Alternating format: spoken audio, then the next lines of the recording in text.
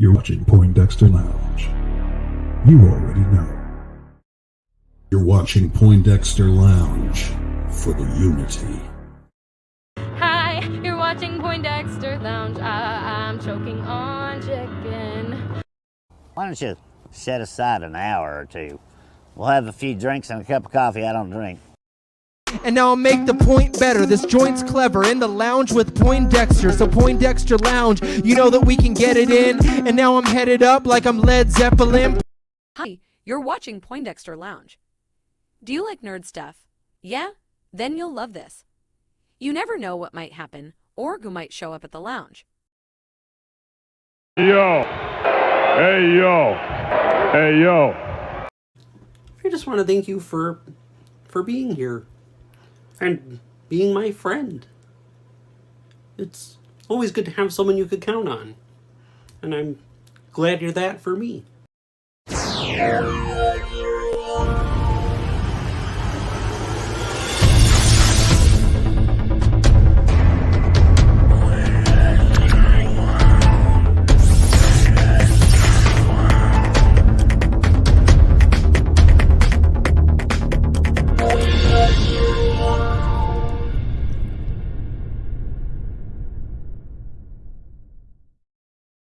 What it is. Welcome once again, ladies and gentlemen, to the one, the only, the, except no substitutions, ladies and gentlemen. No. The one, the only Poindexter Lounge, unless we do a second channel at some point. But for now, it's just the Poindexter Lounge. It's just us. We are here for you. Welcome. If this is your first time to the Poindexter Lounge, just know that the Poindexter Lounge is a place for nerds, by nerds, with nerds, surrounded by nerds, really. What I'm trying to say is there's some nerds here involved. So if you like that kind of stuff, if that kind of stuff gets you excited, then, hey, you have found the right place. So please hit that subscribe button as well as that notification bell. Also, give us a thumbs up before you leave today, if you would.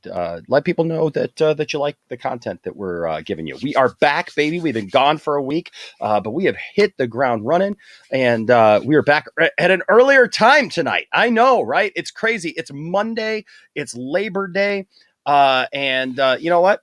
I felt like streaming. I know it's kind of weird, isn't it? Because it's not like 1, 2 in the morning, but you know what? You get your Poindexter Lounge when you can get your Poindexter Lounge fix.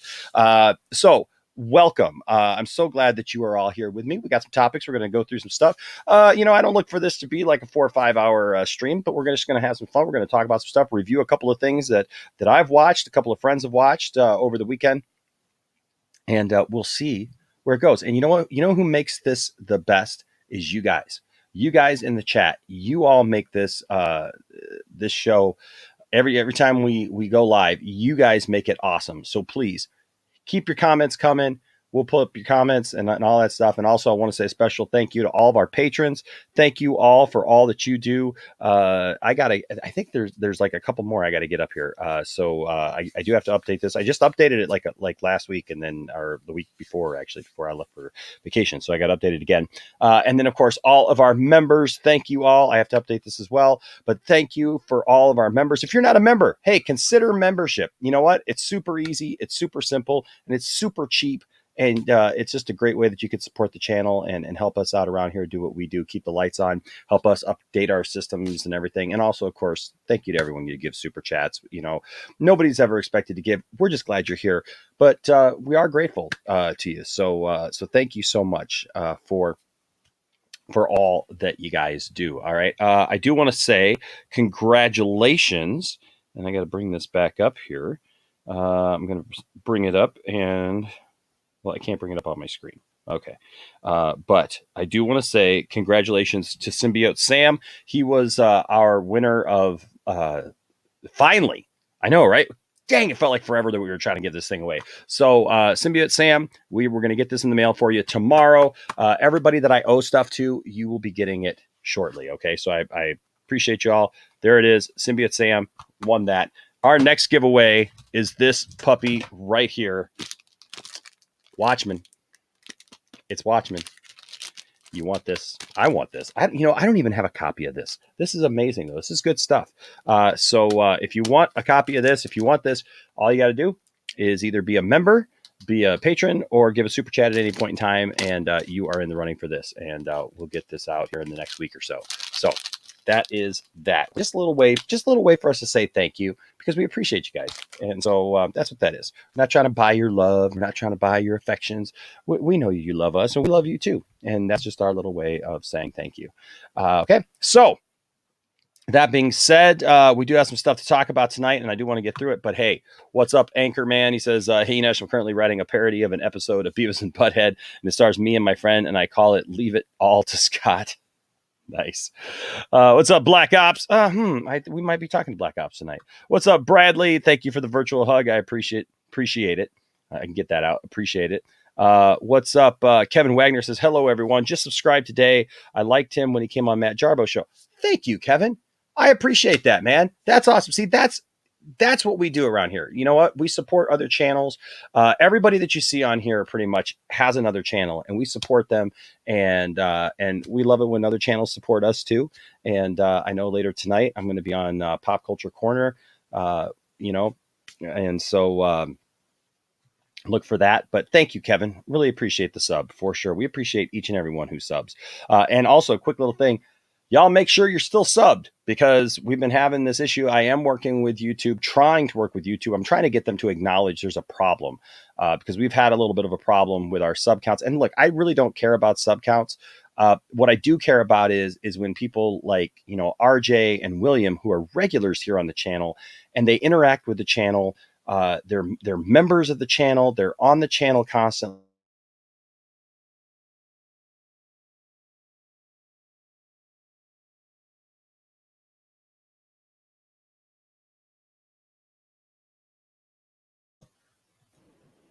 Okay, that was weird. Okay, I don't know what's going on. I started talking about this, and all of a sudden YouTube's like, nope, I guess not.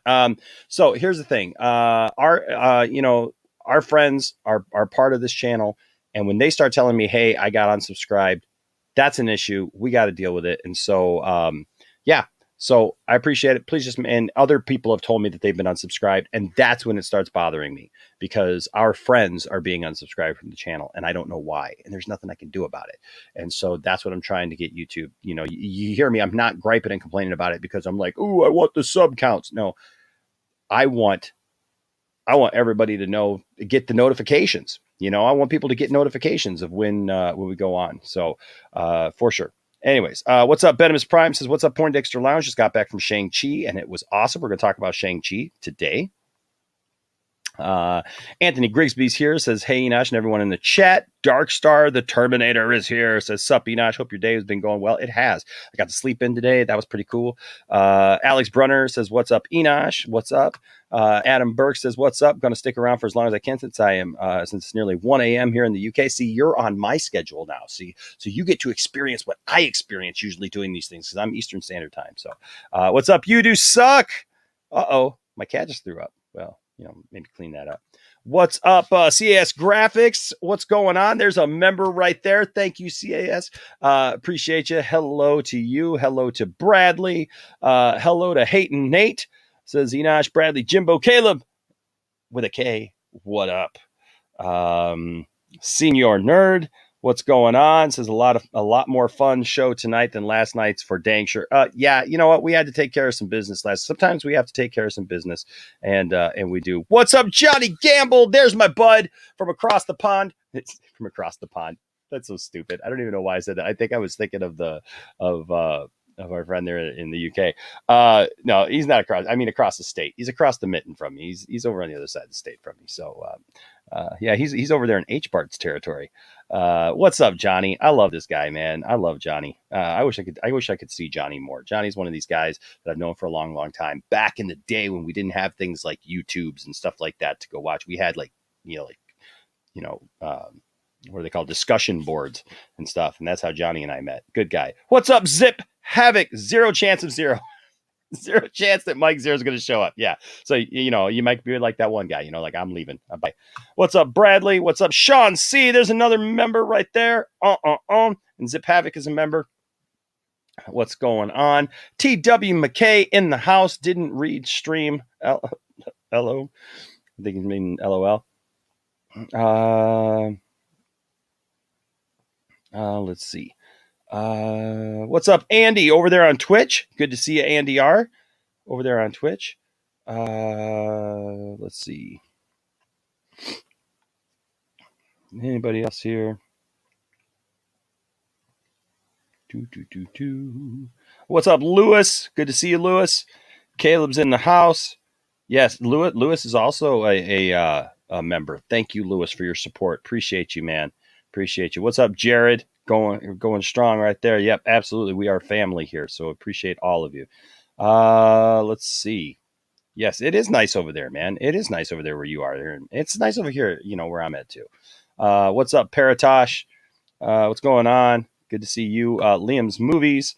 Yes. Oh, thank you so much. If they're from the UK, Liam's Movies and Reviews and Gaming Channel says, hi, Enosh. Hope you're well and love your channel. Thank you so much. Appreciate you. I always love this time where I just see people here and just say hi because I love you guys. And I love you guys. And so we'll interact a lot more during the stream for sure. But we got some guests and we're going to get to these discussions. Of course, this guy, I didn't set out to have a right-hand man, but I tell you what, this guy has sure become that. And I stole him from Max. And it was a good steal. I got him in the trade. I don't know what I traded, but I don't think I traded. I think it was like one of those last minute like acquisitions. It was like a hostile takeover, and I was just like, I gotta have this guy. Ladies and gentlemen, you love him, I love him. Welcome to the stream. Yes, there he is, Brian. Hey, what's up, happening? I like hostile takeover. That works. Should be a pay-per-view, right? Hostile takeover. Oh man, good to see you, Brian. Also tonight we've got Black Ops. What's going on, Black Ops? Sorry about that. I like I said in the chat, I'm currently binging the DCEU and I got caught up watching that. But what's up? What are you on? Well, I'm currently on the Snyder Cut. Nice. Yeah, so you'll be all caught up. I'm about 3 hours and 16 minutes in. I've seen this. I think this is probably my third time seeing it, but yeah, it's always great seeing the CGI because it just looks beautiful. Good stuff. All right. Also, you love him, I love him. This guy never ceases to amaze me. Like he's a regular here on the channel, and he's just become a friend. And man, he blessed us so much last night. Super chat wise, like I said, we never expect anybody to give, but I am thankful. He's awesome. And I'll tell you what, the dude blessed me yesterday, and so very, very thankful. But I know he's got a different name up there right now. But here's RJ, Adam Cole, baby. What's up? What's up, RJ? No, not much, man. It's just been a crazy couple days for me, listen to my own personal life, man. But it's like I'm ready to talk some nerdy stuff, man, because there's so much cool stuff that happened this weekend. Yes. It was a pretty cool weekend, wasn't it? Mm-hmm. All right, we got one more guy, but I don't know when he's ready. So I'm just going to ask him to just let us know when he's ready, and we'll bring him in. All right, so let's see, what can we start with? All right, so I got, oh, dang it, my mouse died here. Hold on a second. I love being live. You know what? I love being live more than anything in the world. It's raw. It's raw. It is raw, isn't it? Well, no, that's what's great about art. It's the imperfections that make art worth looking. Oh, wait, hold up. We're talking about imperfections? Give me 1 second. Oh, hold up. Uh-oh. Imperfections? I'm feeling something coming down the pipe. I feel like, uh-oh. Yeah, that's the guy right there, isn't it? It's a major deuce coming down the pipe. Yeah. Well, At this point, I'd like to add that there are a few sad little YouTube channels. Yep, there sure are. I've never seen that one. That was from yesterday. You haven't seen that one? We played that one. That was the one where like he kind of referenced us and other little YouTube channels. Here. At this point, I'd like to add that there are a few sad little YouTube channels who hate me for being vastly more successful than they are. Yeah, that's why we hate him. But how did you get there, brother? Yes, that's why we don't like him. Don't you know? That's why. It has nothing to do with the fact that like he's a complete douche waddle. That's why I call him Doom Croc. Heck yeah. So one of my pictures didn't go through that we're gonna need for one of our stories. So I'm doing it live. I'm doing it live right now. I'm like literally editing it, sending it over. You gotta love technology. All right. That's the charm.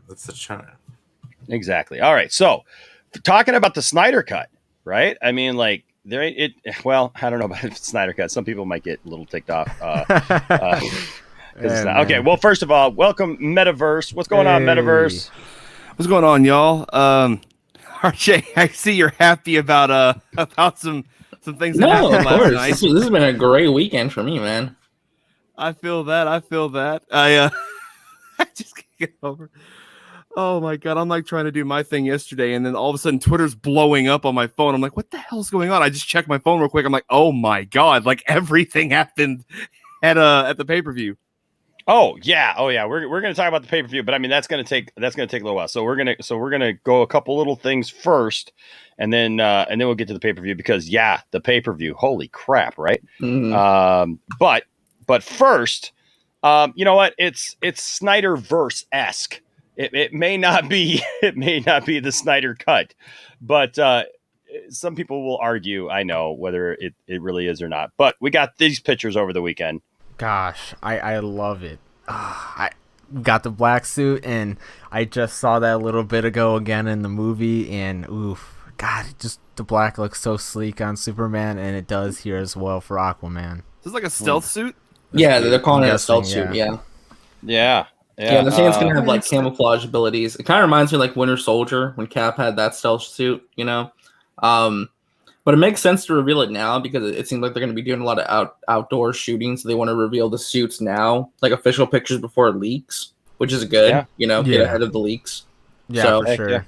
It's good marketing at least. This is an amazing comment, and we're going to come back to this comment for sure. But with the $4.99 super chat, I wanted to get him in. Rel is awesome, by the way. I love Rel. And it's been a while since I've talked to Rel. You know, I got to do a freaking call-in show. Yes, Screw this. you know, I am so sick of there being news. I freaking got to do a call-in show, guys, because I missed call-in shows. That's how I met most of you guys, was doing call-in shows. Hell yeah. And you know what? I got to do a call-in show because it's been so long since I've talked to Rel, but he is a great supporter of the show and of the channel. And so thank you, Rel, for the $4.99 super chat. And he says, first Scarlet, now the Russo brothers.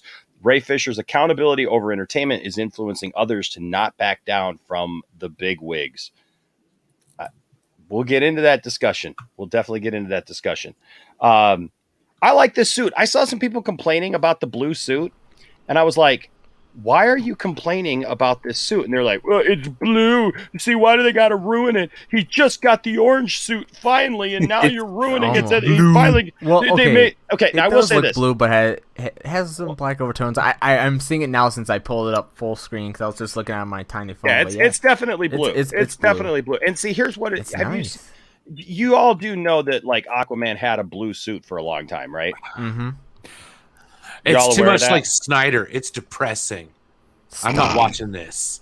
All right, I'm gonna turn back on just because I did read somewhere that this was actually an homage to the blue suit, actually. So here, let me pull it up for you. Well, here's the thing: like in every superhero movie and subsequent sequels, they always get a new suit, or yes. like there's always like a second suit because again, story wise, they find a reason for it. Plus, it works great for merchandising and toys. Like how do you visually distinct yourself from the previous movie? Oh, okay, the guy has a new suit, he has a new costume. Oh heck yeah. I think it really it's not does anything unusual well for these movies.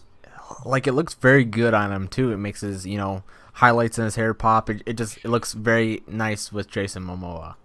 So I'm gonna show you this because anybody who hasn't seen that, I mean, in the comics, think it looks better than the original. So in the comics, he had this blue suit, and that's what this is an homage to. Is that blue suit? He had a blue suit. I mean, I like this one way better than that one. Design for the comic though. What the heck is that? Well, he had this for quite a while actually, and actually the action figure looks pretty cool. I gotta say, here I'll pull up a full. I don't know why, but it's reminding me of the top of like a blue tracksuit or something. Like it just. Yeah. Well, it was made to look like the ocean. It was made to look like the ocean. I see it now. I like the live action one better. I do too. Same. What is that design? I mean, I get it. It's waves, Aquaman, but Looks no. like he just Black's supposed jumped, to be like ink. he looks like he just jumped out of an Olivia Newton-John video. Oh my Let's god! get Physical. Physical. Or Oh was my that God. John Why did I just Travolta walk movie with Jamie Lee Curtis, where it was like, oh, the crazy world of working out. What's up, Jimmy? Yes, Jimmy, I did watch All Out. We're going to talk about All Out in just a couple of minutes. Holy crap! Holy crap! Talking about, I'm telling you. Well, Saggy. Wow, I think Saggy's trying to. I think Saggy's trying to compete with you, RJ. Oh my gosh! Oh, What's wow. going on? Holy crap! Saggy Melons with a $50 Why do I gotta be super chat. included in this? I didn't do anything. Saggy, Holy oh my gosh, moly. I love this girl. I tell you what, I can't wait to meet Saggy. I really, I just want to tell you all something. Saggy, I see you watching, and I just want to tell you, I love you. I really do. I have loved getting to know you. I love your personality. I love your outgoingness.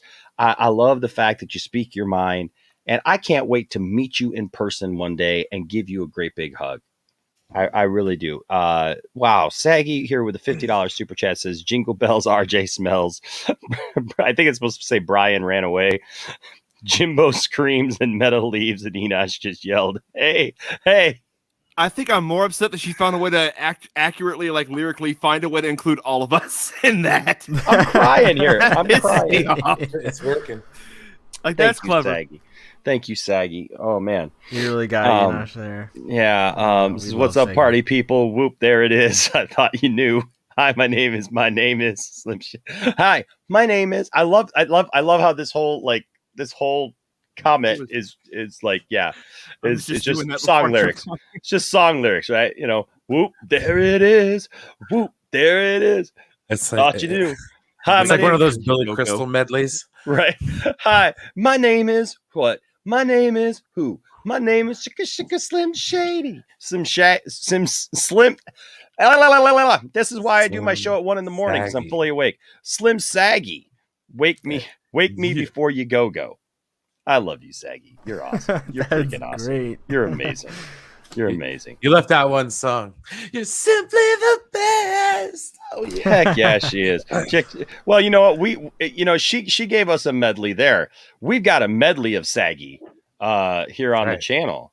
I mean, so I mean, we got. I want it in my stomach. I want it in me, not on me. Whoa! It's not that bad in there. It's just constricting. We love Saggy, and then of course everybody loves her most famous line. You know, I can still call Enosh out for eating the meat. And he'd look at, well, you ate the meat too. Okay, but that still doesn't negate the fact you also ate the freaking meat. That's true. I blame the Poindexter Lounge 100%. As do I. We love Saggy. We love Saggy. Thank you, Saggy. You're awesome. Thank you so much. All right. So, but yeah, back to this picture. I like the blue suit. I think it's cool. Like I said, I did see some people complaining, saying, "Oh, they made such a big deal about him getting the new, that one suit, right?" And I get that, but I doubt that this is going to be like his suit for the whole movie. No, it's probably just for a couple scenes. Yeah, I mean, like it's gonna be the same thing as when the Spidey suit that Tom had in Far From Home, like the stealth suit, Night Monkey. Yep. Yeah. Oh my gosh! Yo! Wow. Oh my Hey, gosh! RJ, she's Saggy. coming for that. Wow. Bro. Wow. Look at Saggy, $20. Saggy, you're amazing. Oh, man, You're amazing, Saggy. Saggy with the $20 super chat. Thank you. Says Mega RJ got nothing on Melons. me. Now I beat RJ. $70. Step up your game, RJ. You ain't about to get Technically on my level. Enosh, technically on Enosh's channel, I think I gave about $80. So technically, did. Saggy's You still did. You gave- $10 off. I think so. But RJ, this is the equivalent. I watched this clip yesterday. This is the equivalent to when Steve Austin literally just walked into the ring, stunned William Regal, and then left. Like that's what she just did to you. She just came in the ring. But stunned you, RJ's and right. left. RJ's right. He came up with the $65 super chat, but then he gave like a couple other $5 super chats and stuff, few other ones. So yeah, I think he came in at about that $80 mark. You know, we got to grift. It is saggy, so I we think can Saggy's grift got saggy. a leg up, though. I mean, she did go. Saggy just got You monetization. know what? You know what? Though Right I will say, yeah, you're right. Actually, Saggy He had a great weekend. Saggy met my boy Ray Fisher this weekend, and Saggy got me an autographed picture of Ray Fisher to Enosh in the Poindexter Lounge, and she reported back that oh my god, yeah, she top that, reported RJ. back- She reported back that oh my that god, Ray got very happy Oh that he my lit God. up. That he lit up when he saw my name on thing, because you have to give people the name as it goes through the thing, and so she gave it. She got me that. So Saggy, I appreciate you. She also gave you something else. Holy cow! Yeah, she just beat RJ. She just beat RJ Adam again. Burke. Another What's stunner. up, Adam? Boom! It's like it's RKO out of nowhere. My God in heaven. My God! My God! He's been broken in half. RJ's got a We family. killed him. RJ's got It's gotta be. It's gotta be. RJ, are you okay? Broken in half. Is everything okay? No, RJ. Oh my gosh. You Saggy killed him. You Melons killed with him. another $20 super chat. Nails it right there. She got the 50 Yo. and the 20 and the 20. And boom. So the new record is 90. Melons out of nowhere. Game over. Oh my 20, gosh. Oh my 40, gosh. 60. Saggy, you're awesome. 50, You're awesome, Saggy. Yeah, Says, 90. You were saying, RJ, shut your mouth, boy. $90 is the new record. Okay. Oh my gosh. So RJ, just go into the chat and donate $10. it's- You'll be even. Maybe. Oh my gosh. That's so funny. I've seen a That's so couple funny. guys drop more, but that's a whole. Yeah, other thing. no, you know what? I gotta say, I think. And I'm not telling you to spend more money. I'm No. just saying. I'm trying to. I'd have to go like- back. I'd have to go back. I think it's a tie between H Bart's and Holy crap! She did it again. I think it's a tie between H Bart's and Oh my Walker? lord. Well, yeah, oh Draft my Walker. Lord, 60. Saggy. I was trying to think of his screen name because I know Saggy. him by his real name, and I was Yeah. trying to think of his screen name for a second. Wait, wait. And so they both dropped like Enosh. 150. And holy crap! 50, That's like 60, 70, 80, bam! 90, Mega melons. 110. 110. Oh This my isn't God. fair. This is like Saggy. after, Another one. it's like Saggy's the belt. music- Tally at This this after point. you get the 3 pin, you can get the steel chair and start hitting somebody. No, with yeah, the no, chair. this is Steve Austin at WrestleMania X7 right now. Saggy, She ain't giving Saggy, up. like, oh my gosh, Saggy's music hit, and then all of a sudden she came down to the ring, and she's just like, Mega She's just Melons beating after RJ to Mega death with a Melons steel after chair. Mega Melons. Holy crap, Saggy with a $20 super chat says, go to sleep, RJ. You ain't about to get this life. I told you don't come for me, RJ. Get RJ, lost. at this point, it's no longer that comparison. She's hitting you with these super chats like The Rock did Mick Foley in that I Quit match. I think she should God be rocking almighty. this profile pic because she's conquering right now. She's coming for that soul. Oh my gosh. Oh my gosh. She's hitting it where it hurts. It's no longer even a show about stuff. It's just a show about super chats now. Yeah, I don't know what we're talking about Here anymore. It's comes just super Brian. chats. Brian comes out of nowhere with a kick. What? Brian's like, I'm with you, Saggy. Here's $2. Bam. No, you know what it's like? You know what that $2 is like? It's like the dude in Man of Steel in the bar who tries to like push Clark and it's just doing. Oh my gosh. I love how Brian comes in there like he's like Brian like just runs out to her. He's like, I'm here too. What? Oh my gosh. That's hey, you guys, go over there and sub to Ambassador. We love Ambassador. If you have not subbed to the Ambassadorial Wing, go sub to the Ambassadorial Wing. We want to get Ambassador up to 1,000 subs. Like we were talking about earlier, just supporting other, streamers and stuff. Go over, support Ambassador. If you are not subbed to Ambassador yet, you know what? We'd love to get Ambassador monetized. Right. So let's do that. Let's do that. Also, here he's in the back. He's been in the back. I'm sorry, Joe, but like we've been like just absolutely decimated here. It's like the Royal Rumble, and like one person came in and just like took us all out and just like laid us all out in the middle of the ring and stood proud and tall, pointing at the WrestleMania sign. She hit RJ with the people's super chat. Oh my gosh, but then CSX Graphics says hilarious and big old elbow, bam, with a 1999 super chat. How? We started the super chat wars. The whole I flake swear. drop. Begun the It weren't super for chats certain wars. things, I would CSX install. Graphics, just go like bam, bam. See, like they're all starting a stable against RJ. It's like saggy CAX Graphics and Brian, and they're just like coming down the ring. Oh my gosh, that's hilarious! Thank you so much, CAS Graphics. Appreciate you, man. Appreciate you. Later, he gets the rebound, passes it to the man, shoots it, and boom goes the dynamite. And there it is, man. Dynamite. Holy cow! Okay, now I'm gonna bring him in. Brian looks like he'd seen the face of God for a second. I just see this bright light on his face. I opened another window on my other monitor, so I was like, a window to. There was a point to in the, time. the hereafter. pretty much. There was a point in time where, for this super chat stuff, I was known to drop nukes, and I give me time, and I will drop another nuke. I'm not going to say where though. I dropped big 99 cent. Whoa! Money in the bank. Money in the bank ladder match. I love it. Oh, Commandant Gill. Wow. Commandant Gill with a Canadian 99. Damn. Your reach is far, all the way over to BitChute. Yeah. Oh, that's awesome. Commandant Gill. Antarctica. Oh man, Commandant From the Gill. land of BitChute, here comes down Commandant Gill to the ring. Commandant Gill is the other guy, coming down to save RJ.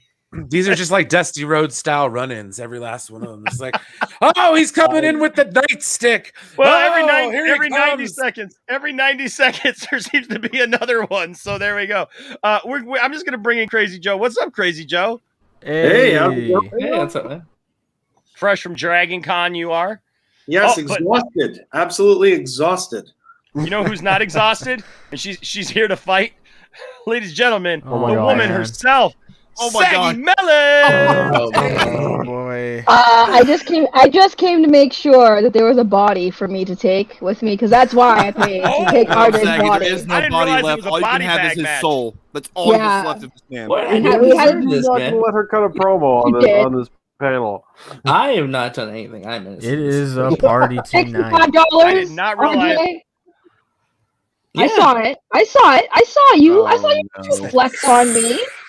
Wait, It what? Did you was- try to flex? Please tell me No, you did. You don't want no, that not smoke. at all. It was not a flex. Took your soul like in Shang-Chi, fool. I see you trying to flex on me. I saw that. Oh God. Wow. Wow. Can I take the body now? I paid for it. I want the body. It's a body bag. She was going hunting. Wait till and the hunting stream's was the over, then prey. you'll get the body. I still got work to do here. That's $110. I want the body. Do you want to take a picture in front of the carcass you just slaughtered, Saggy? I want the body. It needs to be mine. You can get the body. Hey. Saggy comes in like.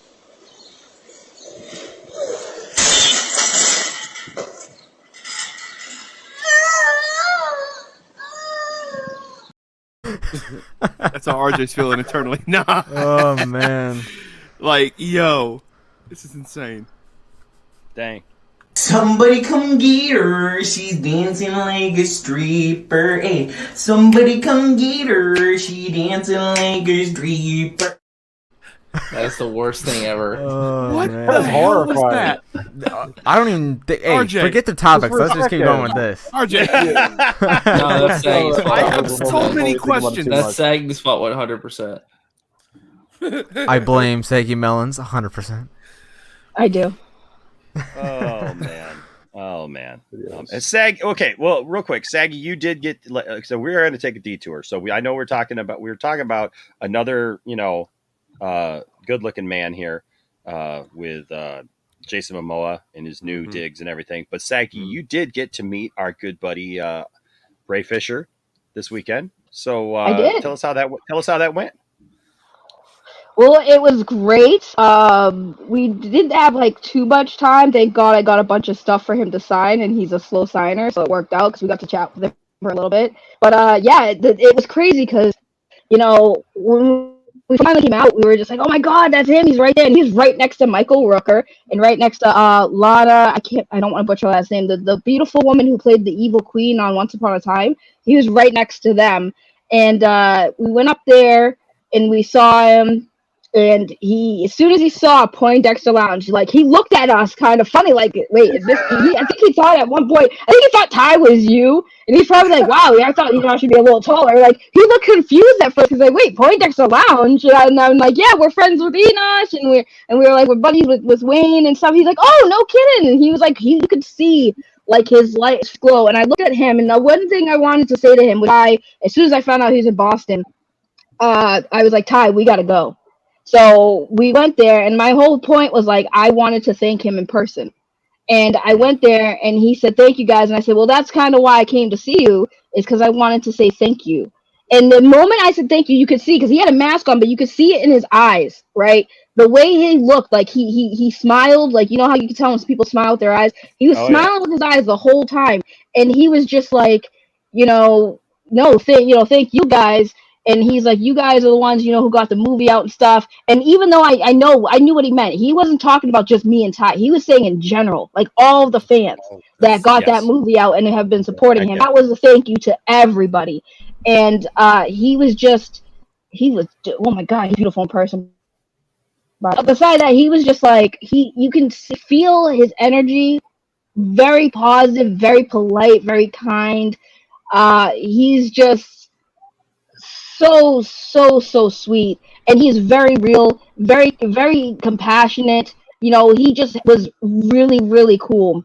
And it was at that moment too, like, I always have supported Ray, but I said on my stream when I was talking about this, like, it's one thing when we're talking about people on the internet, or about people that on social media. It's a whole nother thing when you're literally right in front of that person, that human being that's standing there, and being able to talk to them, and they're giving you that same energy that you see through his posts. Like, you can feel his vibe, you can feel he's a real person. So that experience, even though it wasn't too long, it was enough to really make an impact on both me and Ty, because we saw him. He was flesh and blood. Like, it's not just we see him on a movie, or we saw him in person.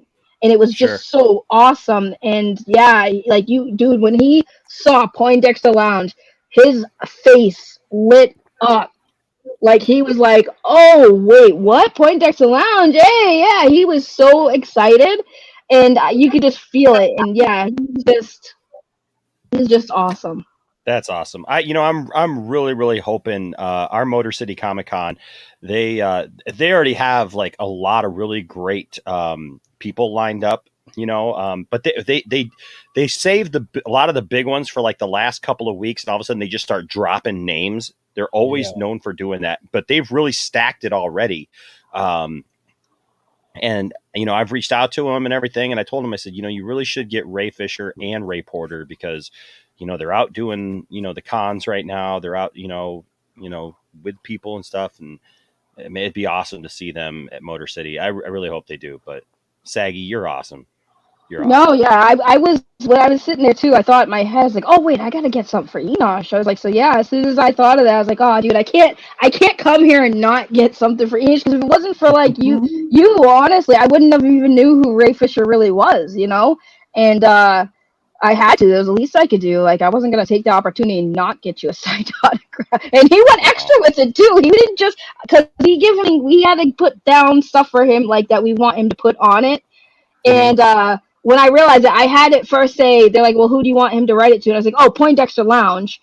And then after that, I was like, wait, can you put Enosh on top and then Poindexter Lounge? So he did that, but he also put, like, an extra message there for you as well. Like, he just added some extra stuff that he wanted to kind of let you know. So yeah, that's kind of like, I was like, aw, he went extra with it. I didn't even tell him to write all that, and he just put some extra jot. I love that guy. That guy's been so good, man, to us, and being on the channel a few times. And I know we'll have him again on sometime, because there's some stuff that I want to talk to him about, especially with some of the things that have been going on lately. But man, you know, he's always been good about shouting out the channel and stuff. I haven't played this clip in a long time, so I'm just gonna play this clip. Yeah, you already know. Accountability is greater than entertainment. For sure it is. Poindexter Lounge, I see you out there, player. I see you. Keep up the good work. Keep doing what you do. Oh, I love him. He's so great. Oh, yeah, and also just he said he was taking a social media detox. That's why he also said, in the meantime, I'm like, trust me, we get it. And he's really cool. I was like, I felt bad because like I woke up late. I didn't get to sleep the night before, so I woke up and I looked like a bum, and I was like, oh, of course I gotta see Ray Fisher look like a bum, but I didn't care. I just wanted to see him. Well, that's awesome. Thank you so much, Saggy. You're fantastic, and I mean it. I know I said it when you were, you know, just in the chat, but I can't wait to one day actually get a chance to meet you, Saggy, and give you a great big old hug. Because Of course, that's the goal. That's the goal. Like, you know, I've been helping out because I was fortunate to be kind of get, you know, some extra finances. So I just been going around kind of just spreading the love to all of the people who have literally like helped me, you know, with my channel, and not just that, just people I generally really like and you know, want to help out. You know, at the end of the day, like, this is a community. We're all YouTubers for the most part. We are all here to support each other. So if the least I can do is, you know, help out with the channel, drop some super chats and stuff, like, you know, I'm gonna do it. It's just what I do. Hell yeah. Well, you know, we appreciate you. Wait, sorry, my haters said sorry. I'm lying. My haters say I'm buying support. So. Oh, that's right. I forgot. Well, I gave Saggy support long before she ever gave me a dime. So I don't expect anybody to give anything, but it's definitely appreciated, and it's just fun. It's fun when we see that. That was fun, and I appreciate RJ. It's not to take away from RJ, because RJ appreciates you, man. It is. Yeah, I was about to say, like, if you didn't feel the shade coming from her, that's like bam, bam. Saggy was all. Over the Grand Canyon, off your face, through the window, off the floor, nothing but net. I want that body, RJ. I want that body, RJ. I've seen that commercial. Oh, that's a clip right there at 45 minutes. Yeah. I want that body, RJ. Okay. Yeah, take me out to dinner first, please. Jeez. No, I'll take Enosh out to dinner. I'll take Enosh out to dinner and take you home instead. What? I'm very confused. What? Cool. I'm Well, scared. so I get dinner, but you get Saggy taking you home. Okay. You get dinner, but he's getting. You know, I'll stop. That's not necessarily Go to dinner. There is a I'm question going I on would dinner, love but you already know. answered. There is a question I would Shit, love I want answered. third wheel. It was from the Dork Knight 23. Joe, did you attend the Let's Complain About Zack Snyder panel at Dragon Con? I believe that panel got canceled. I did put it on my schedule, but I don't know if it got canceled. I read on Twitter it was being canceled. I never even headed out there. There actually was a panel called Let's Complain About Zack Snyder. Yes, and it was a big controversy because people were really upset that they were hosting a panel that was going to be like a hour-long session complaining about Zack Snyder and his movies. I don't think yes. that's what it actually Spell was. his name right. You're so stupid! Now you want to get nuts? I don't think it was actually. Let's get nuts. It was supposed to be a panel just kind of like discussing the pros and cons, and they went for the provocative title. And That might have been the they spelled case. his name wrong. They spelled it with an H as opposed to a K. I did spend time with one of the DCEU actors, though, much like Saggy. I met Zachary Levi this Oh, weekend. nice. That's awesome. Super There's a movie of his Nice. There's a movie of his that's coming out that I can't wait for called American Underdog for sports movie fans. It's basically it's a story about the story of Kurt Warner and sort of how Yeah, he I was came hearing up about that, from- yeah. Yeah, it came up from being, grocery store bagger to NFL and Super Bowl MVP in like 3 years flat.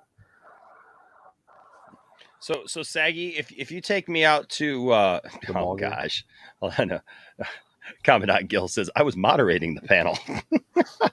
I saw Chandler Riggs too. Oh my god, he's so cute.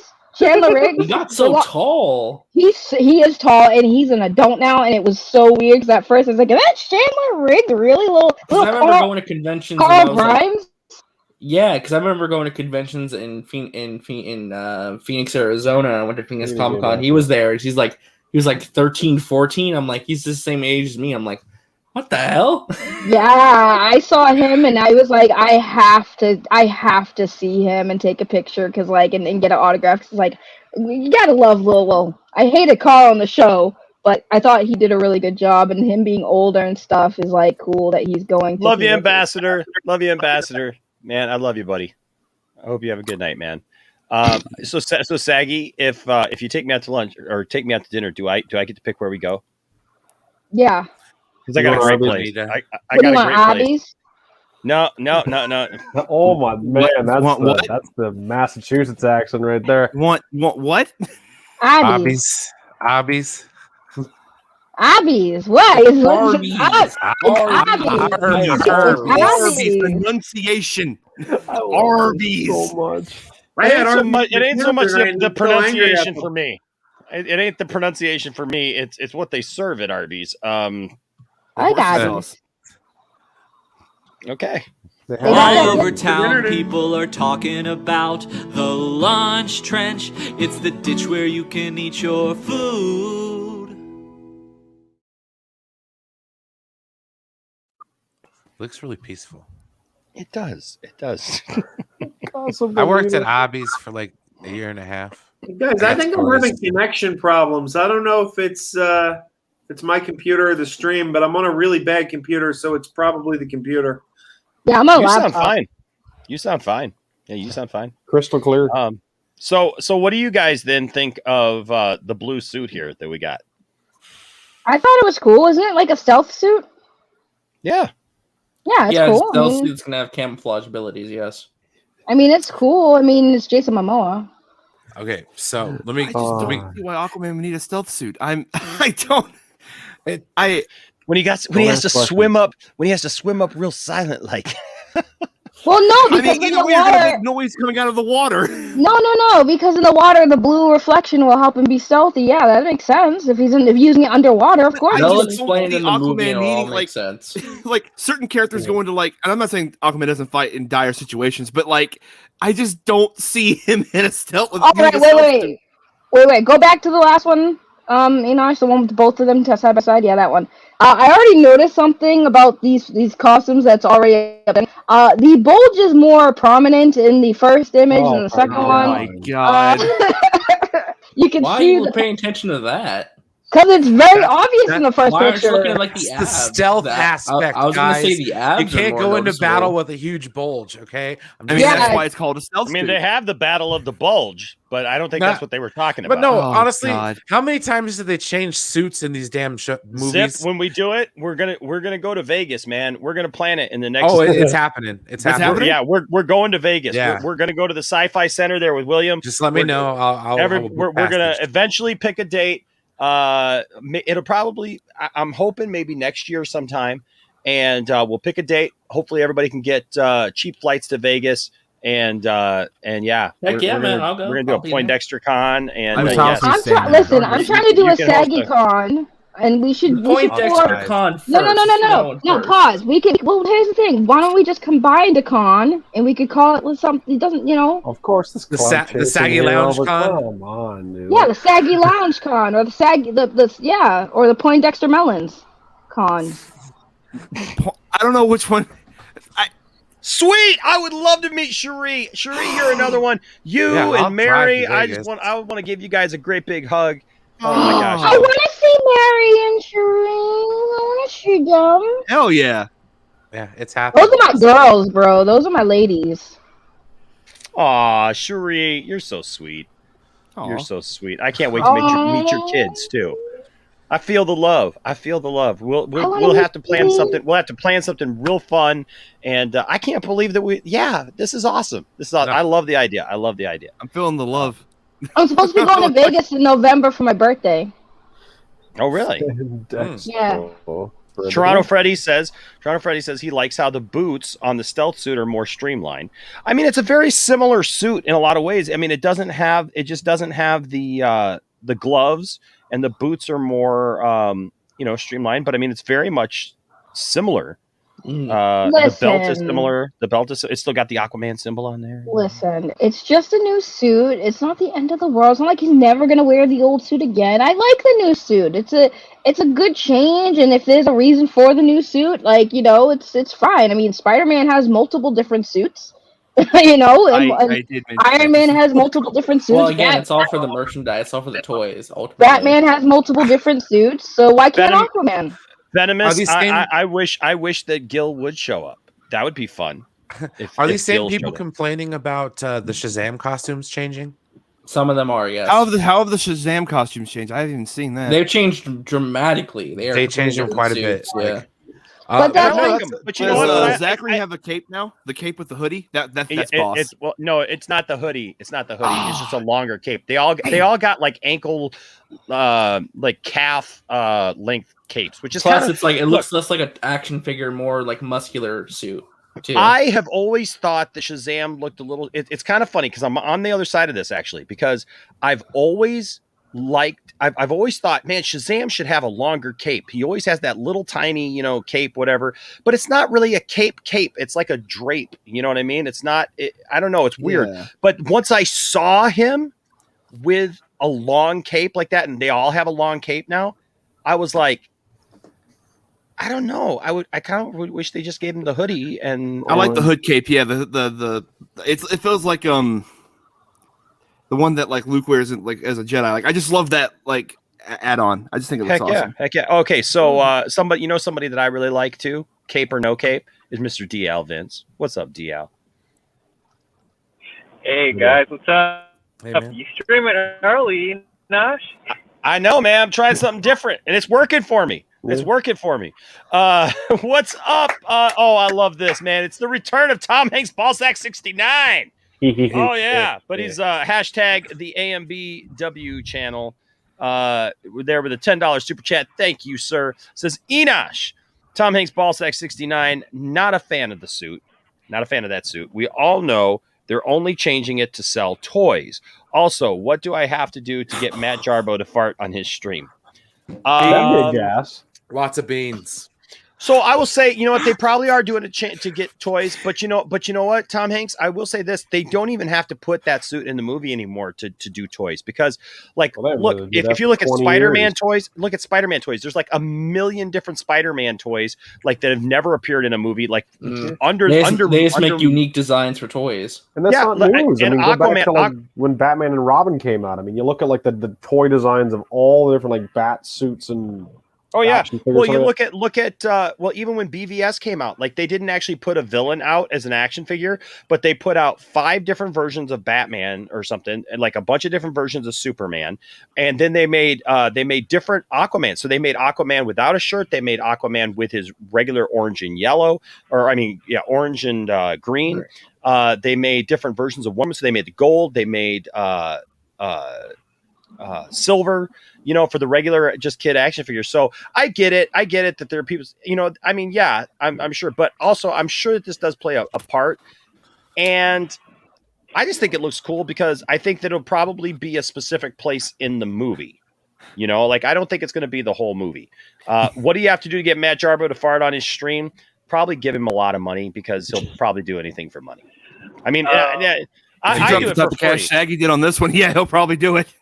I do it for free. Taco Bell combo burrito. Yeah, buy him a bunch of Taco Bell. Order a bunch of Taco Bell to have it delivered, and then like not be there. Like have it delivered someplace, so he has to keep it. And then and then he'll eat it, and hold on. I think I'm behind. I'm sorry, I like Matt too much for that. What was that, DL? Forgive me, I'm a little bit behind. What suit are we talking about again? The stealth suit for Aquaman. Have you seen the stealth suit?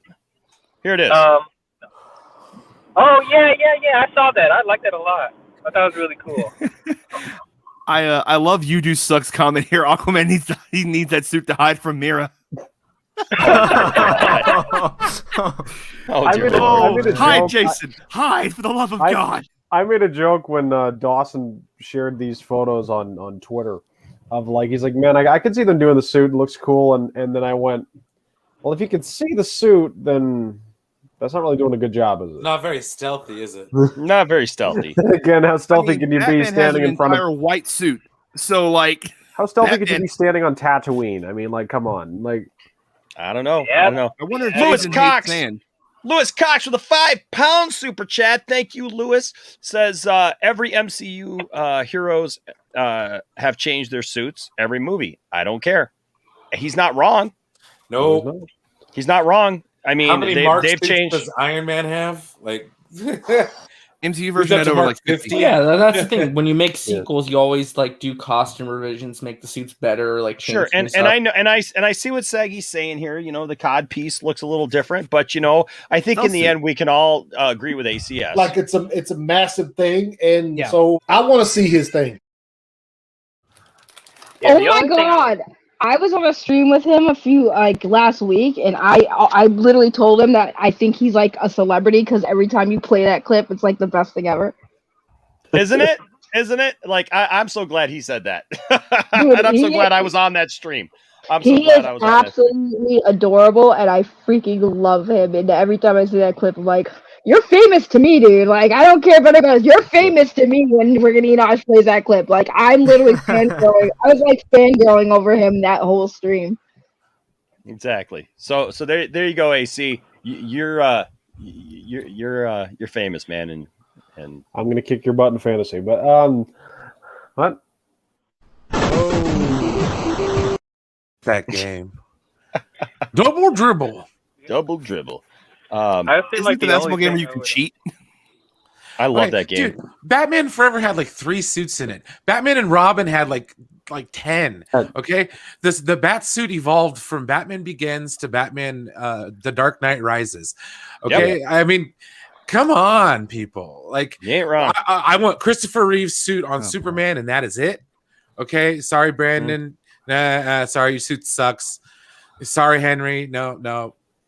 I mean, again, it's just a suit. It's just a suit. I mean, all these superheroes have multiple different suits. Are you like? I'm sorry. Yeah, I mean, they gotta have a suit. different suit every once in a while because I mean, they gotta wash the old one. No, you don't yeah, wear desert. Not even that. That's I mean, the like, case what for if most, but Aquaman look, lives unless in the you're water. Unless you're wearing a Poindexter Lounge shirt, and we have many available, by the way, and many more to come. Many more to come. But unless you're wearing a Poindexter Lounge shirt every day, you know, I don't know. You probably need something else, right? Toronto Freddy here with the $2 Canadian super chat. Thank you. Says Fandexpo 2022 Vegas, baby. Vegas. Yes.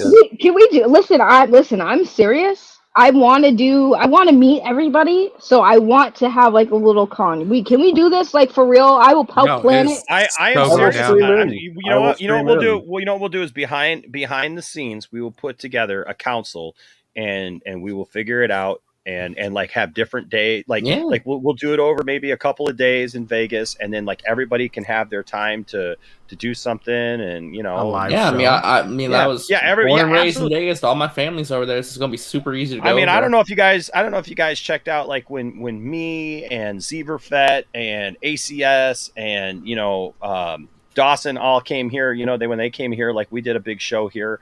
You know, all of us, whatever. So I mean, we can do a show together. We can do shows on everybody's channels. You know, we can figure it out, set it all up, whatever, and have some fun. So. Heck yeah! I'd like to address Brian's comment in the chat. Are you making fun of my military, sir? No, but basically, that's my point I'm trying to make here, people. You don't wear force camo in the desert. Listen, man. They did. Or in the Arctic. I'm not joking. They do. Did. They do. Like it's like wait, TW, like what division were you in? Like I never served. I'm just saying, like, you know, just I'm familiar. I'm familiar with the situation. You know. I will just say to that comment though, I get what you're saying there, but it's like, but if it depends on the situation why he has the costume on, like. Is it a special costume made that can make him completely camouflaged, or is it for just water? Like if they change the suit and he gets a new suit because of the situation or what he needs it for, I don't see a big deal. Like I said, all we're seeing is one suit in a movie that he's going to be in, and that's all it is. It's a still. We don't know. It feels weird without having gloves, though. It feels weird. Well, to me. I think that they're trying to make the point though here by the fact that they have both suits here. right? Like that they released a picture with both suits. I think they're trying to make the point that it's not that he's just going to have the blue suit. He's going to have both suits. Okay. But there's obviously a specific thing that'll happen during the movie, you know, Right, where he gets a new suit. so I get it. Look, you know, I mean, like, I know I do agree with you though. The AMB channel, I just want to call him Tom Hanks Ballsack 69. But here's the thing. I agree because like I didn't even thought about that until I saw that comment. You know, that it's like they made a big deal in the first movie about like he had to get this suit because this was, you know, the suit, right? But I do also get that if they have a specific thing for him to do, that you know, it may be important for him. So I don't know. We'll see. Sure, he made a good point about it having tech probably that changes colors. Right, but the gloves aren't there, so I mean, if the gloves were there and it just changed to blue, that'd be fine. But like Adam Burke just said in the chat, the suit is for stealth purposes. It was confirmed. So again, if it has a purpose, then it has a purpose. But to just nitpick on the suits, like suit lives matter, guys. Okay, suits lives matter. Well, So- Sin Affinity just reminded us by sharing this. I mean, one of the There multiple it suits is. that like don't appear I in think I anything. actually had this toy as a child. I think I might have actually owned this at one point in my life. It's actually a pretty cool. By the way, pretty cool Enosh, suit. I have a question for you because this is kind of a semi sidetrack, not too much. Hold on, let me do a thing here. Hold on, I gotta get my cam thing. Give me a second. Here we go. Dana, Okay, cam thing. so Okay. I got this also at the.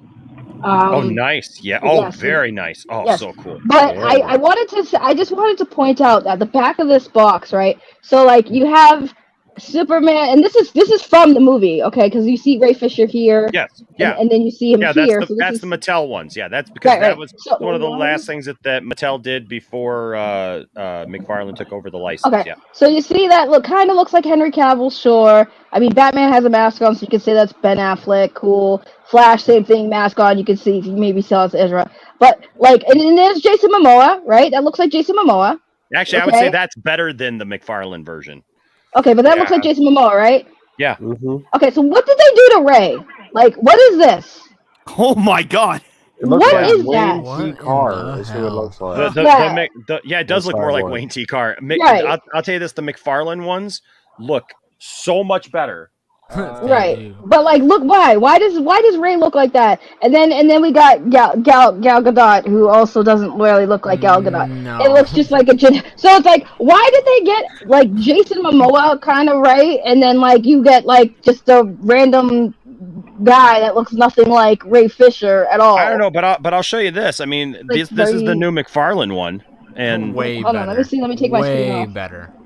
I love what With McFarlane toys, there's a standard most of the time. Right, that's what I'm saying. Like, okay, hold on, let's do it. Hold on, let me get my cam back on then. Like, look, yeah, look at that, and then look at mine, dude. Like, look at yours, and then look at mine. One of What? these. I got that is one. not I've got like that the one. others. Right, like that's so weird. It doesn't even look like Ray at all, and like he's on the box, guys. Like that and this. What? What? And you also What got a the signature heck? from him on it. I mean, yeah, I did get the signature, but yeah, it like look at yours. Yours looks a lot better. Hold Well, on, let me see. I've got that figure, but you know, It's like weird. in fact, I think I have it in a box right over here. And I've got it loose. Yeah, it is weird, but you know, the thing is Mattel, they didn't really make a lot of stuff to make it accurate. And I will say this, McFarlane actually, they've taken a lot of flack actually, because it's funny because most of their figures in the Snyder Cut line don't look a lot like the actual characters, except for Ray Fisher. So it's kind of weird because the Aquaman does not look like Jason Momoa. It's horrible. I've got a review here on the channel, guys. You can look. I've got a review of all those figures. You can look at that. It does not. None of those guys. Ben Affleck a little bit, but the one without the mask does not look like Ben Affleck. Henry Cavill. I was telling Brian this the other day. I saw somebody put like a light dusting kind of effect on the character, and it brings out the features a little bit better to where he did look a lot more like that. But Gal Gadot is iffy with the Wonder Woman thing, and the Flash. Yeah, the Flash. Oops. I'll pull it back. There we go. Yeah, see, I it doesn't. know Matt Jarbo is not in the chat running his mouth. Yeah. He most certainly You is. did Taggy. get He most certainly is. a signed figure with Josh Whedon's Steppenwolf. Yeah, I mean, she did get a signed figure. Yeah, so. Yeah, well, Jocelyn Pause. Steppenwolf is on the back of the box. Hold on. First of all, you could ask Ty. We went to look for a pop because I saw somebody walking around with a cyborg pop, and I like pops. I collect them. So we went to the place that the pops were at, and all the pops were wicked overpriced. Like they actually had pops that were like $400. Okay, like yeah, right. Scalpers. And those were pops that were not signed. There were some pops there that were expensive because they were signed by the actors, but those were like $400 to $700 pops. And then other ones were just very rare. And then there was exclusive pops that were rare. So I asked them, I said, "Do you have a cyborg pop?" And they didn't have one. So I was looking around the shop for what they had, and then I saw that thing, and I was like, "Oh, hey, it's Cyborg. It has Ray Fisher on the pick box." So I just grabbed it because I wanted an action figure for him to sign as well as just So Yeah. it was not like I really paid attention. I just saw Cyborg. I saw Ray Fisher's face, and I grabbed the box, and I was like, Then that was it. But I was originally looking for a pop. So F you, Matt Jarba, you're a smelly fake geek guy, and you stink, and your face looks like cottage cheese. I call him a poo face. I have something real quick to say about the Mattel Cyborg, and since I'm currently watching the DCEU movies, I felt like this was the perfect moment to share. Oh no. Not impressed.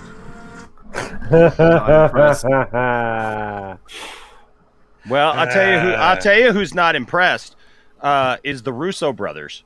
The Russo brothers are not impressed with what has happened with our good friend. Well, not our good friend, but I wish she was our good friend. I mean, like, our good friend. She's a regular on the channel. She always comes and hangs out and talks with us. Miss Scarlett Johansson.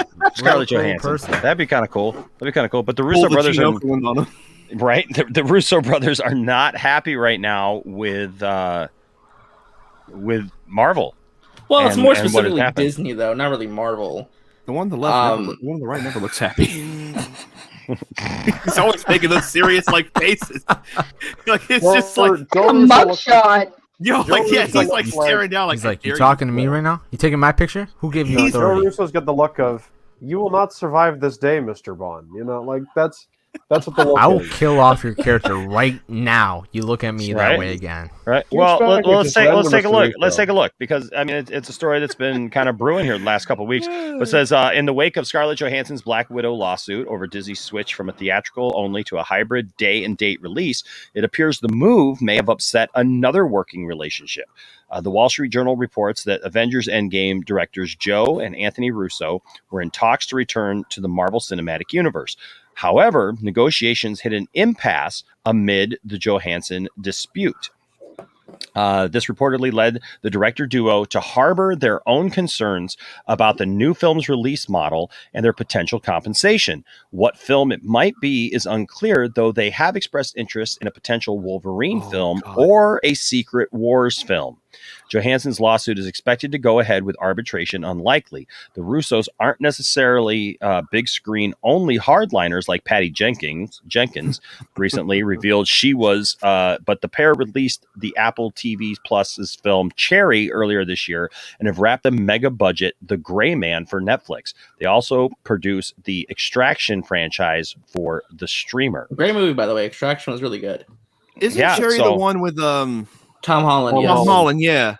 Yeah. I want to see that. Honestly, this is interesting, but I think ultimately they will work it out. I mean, it is interesting though because again, it's right. They're right to be concerned because it's like, well, the world's changing so much. It's like we just want to make sure we get paid and everything works out in our benefit as well. You know. So I get that. I get why they'd be a little bit concerned, but I think ultimately it's an interesting story. But I don't think this speaks of any drama or them not coming back ever. It's more so a case of, hey, we're just a little bit concerned. It's more so adding fuel to the fire of the lawsuit talks with Scarlett Johansson, but they'll be back. They'll come back eventually. I believe that they will.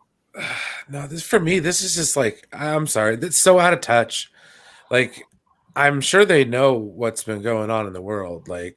No, You know what I mean? it's not like they're like And- Patty Jenkins, Brian, though, where they're like, Well, streaming's fake movies. They've already made stuff for streaming. But the thing about it is, if I were these companies, they're replaceable at this point. You know, why bring the Russos I don't back know, and pay man. them Look, millions of dollars? they gave, and I got to go somewhere for a second. So I want to just say this before I have to kick out for a second. They gave, Marvel and Disney some of the most popular and best movies in their franchise. So I don't know that they are just replaceable. Because I'll be honest with you, and because we're going to talk about Shang-Chi or Shang-Chi here in just a minute. But I'll be honest. Like besides, I mean, because I know what they did. They did Endgame. They did Infinity War, Winter Soldier, Soldier, and was that the only three? Civil War. They did Cap 2 and 3, Infinity War, and Endgame. Yeah, so I'm gonna be honest with you. I mean, like even the ones like you guys know that I've given Endgame some razzing whatever, but the thing is, I don't like Civil War. Yeah, and Civil War I've got some issues with, but I'll be honest. I will be honest about the situation is that they have given some of the most popular movies in that entire franchise of 22 movies that have made the most money even out of all that stuff. Like I don't know, Brian, that it's not about them though. It's not about them. Think about it. I agree, it's about the vision, not the director. Okay, Right, I agree, but let me just ask this question before I have to go out for a second. I'll be right back. But I want to ask the question is, I mean, like, I think it's like any job, and I think RJ's right. Like, if you're going to do a job, hi Patrick, and you know that the company is going to make X amount of money because they're going to offer it on Disney Plus, and they're going to get the box office, and they're going to do all this stuff. Do you think it's fair that they would just want to cover their butts as being, because this is what happened to Scarlett Johansson, where she literally got, kind of messed over, some money, and now it's going to court. So, I mean, they're trying to maybe get ahead of it a bit and say, look, before we do anything, we want to know that we're covered. Well, no, and I can understand that, but the problem is that I think in the if the studio becomes spiteful at any point in time, it's next man up. You know what I mean? Like, as far as Scarlett Johansson's concerned with the MCU, she's basically done. And and directors come and go. I mean, I wouldn't get attached to a director in the MCU if they paid me to. I mean, the Russos are lucky to have done as much as they have, to be honest. Fair point. Because they've worked really well with what Kevin Feige says. But that's, like I'm saying, at the end of the day, it's about Feige, not the director. So they could put any of us on this panel there, and we could direct a Marvel movie at this rate. You know what I mean? Because there's so many other layers to that, to where a director is basically. No, I mean, Brian, you're right to an extent, but like, if you like, the Russos are such big names at this point, I think losing them would be more of a blow than anything. Yes, but you don't necessarily need. No, I know what you're saying. When's the next Captain America movie coming out? You can get anybody to direct. I mean, you can get anybody to direct the next Captain America movie because it's not Steve Rogers. It's comparing. I would say part of it is comparing the quality of the Cap film. Because like comparing Winter Soldier to, and I don't. Maybe Sam's first Cap movie could be really good, but I'm always going to look back and be like, out of all the Cap movies, which one was the best? And it's going to be Winter Soldier for me. Like, it's like their body of work is like. They're the ones that like help make Marvel like go into that next level of like quality before James Gunn came along and made everything a comedy. I agree. Yeah, comedy's funny. Yeah, he's the one that made everything a comedy. Everything is a comedy. I mean, look at Taika Waititi. Well, that's the thing, like, Ragnarok, you know what I mean? These directors are like let's say like Feige oversees it. They have the architect for what the story needs to be. These directors add their own personal flair and their own personal touches. Taika Waititi, the Russo brothers. If you lose those directors, you lose a bit of the personality that makes the films popular. So I understand where you're coming from, but like you have to have that personality to make these films popular too. I think I'm going to use a baseball analogy because I think every once in a while you get tired of the same pitching to where you go down to the minors and you pull some people up. I mean, when you keep trotting out the same same guys all the time, it becomes the same thing. So maybe it's time that Marvel start embracing some younger, more, a diverse crew of directors to speak. And that's something that looks like they have at this point. I mean, honestly, I don't think we need the Russo brothers at this point. Yeah, they did make 4 Marvel films and they were really successful, but how many movies are they going to have them do before it starts feeling No, DL, no. We need all the directors that we can get, yes. And if they make good movies, yes, like the Russos did, yes. We gotta get more, yeah. Just like, how would you guys want Zack Snyder to do all the movies? Yeah, exactly. That's what I was gonna say. No, restore the Russoverse. You guys, listen. It's not a bad movie. The Russos did a good job. No, don't do it in the private chat. I'm trying No, to too bad. No, I don't care if it's serious. You shut up. Shut the heck up, RJ. You smell. I don't like you anyways. What I'm saying is, everybody wants. Listen, Kick the puppet out. Don't kick me. I'm here to be a part of the We're conversation. trying to have a serious conversation. I don't know what's going on. The puppet just came in and was like, we're invading. I go away for 2 minutes. I come back and my show has been taken over by a puppet. I want to be part of the conversation. You're the puppet. Yeah. Get the pie already. What are you guys, puppet phobes? No, we're not puppet phobes. I just want to contribute to the conversation. What's the problem? Why Aren't you supposed to be recording episodes for SML? Get out of here. Sounds like Mark Simpson. This is bad. Okay, I don't know what's going on. But, so to bring it back, look, I hope that the Russos get this thing worked out with them. I think they will. I agree. It just comes down to these companies are going to have to rework these contracts to include streaming in them to not have another ScarJo incident happen. Exactly. Because I don't think that they can afford to start having that. If oh God, no. With some of their people. I mean, obviously with Scarlett Johansson, I feel like it was probably not that big of a deal to them because they knew that they were going to let they knew that she's not going to be around anymore. But you start getting new actors in, I think more and more actors are going to start, stepping up to the plate and saying, hey, if you're going to do this new model, that's fine, but you're going to have to think about your compensation model then, and how that is. Well, and we've talked about this too. I don't think you can be making $200 million movies anymore. No. We're going to talk about Shang-Chi. We're going to talk about Shang-Chi here in just a second. But the thing is, I watched Shang-Chi and I'm sitting there thinking to myself, God, there's so many special effects in this movie. It was nice. I'm telling you, how much does a director actually direct in these movies? When you look at all the technical directors, all you do is say action for the bits that there's actual actors. You know what I mean? Yeah. I'm just saying, from a Snyder fan perspective, there's more to the DC universe besides what Zack Snyder's brought to the table. Okay, and that's kind of how I feel about the Russos. Maybe it's time to move on from them. Bring up some AAA pitchers, some directors that haven't, give some people who haven't. Well, I like Zip Havoc. I like Zip Havoc here says Tarantino's Avengers: Secret Wars. I'm not ready for that. 6 hours long. I'm not ready for that. Wait, what? The death and dismemberment alone. Oh man. And all the MFers. That's the thing though. I don't think I can. I don't know if I. Because I love the first Avengers film, but I did not care for Age of Ultron. But both Infinity War and Endgame were solid.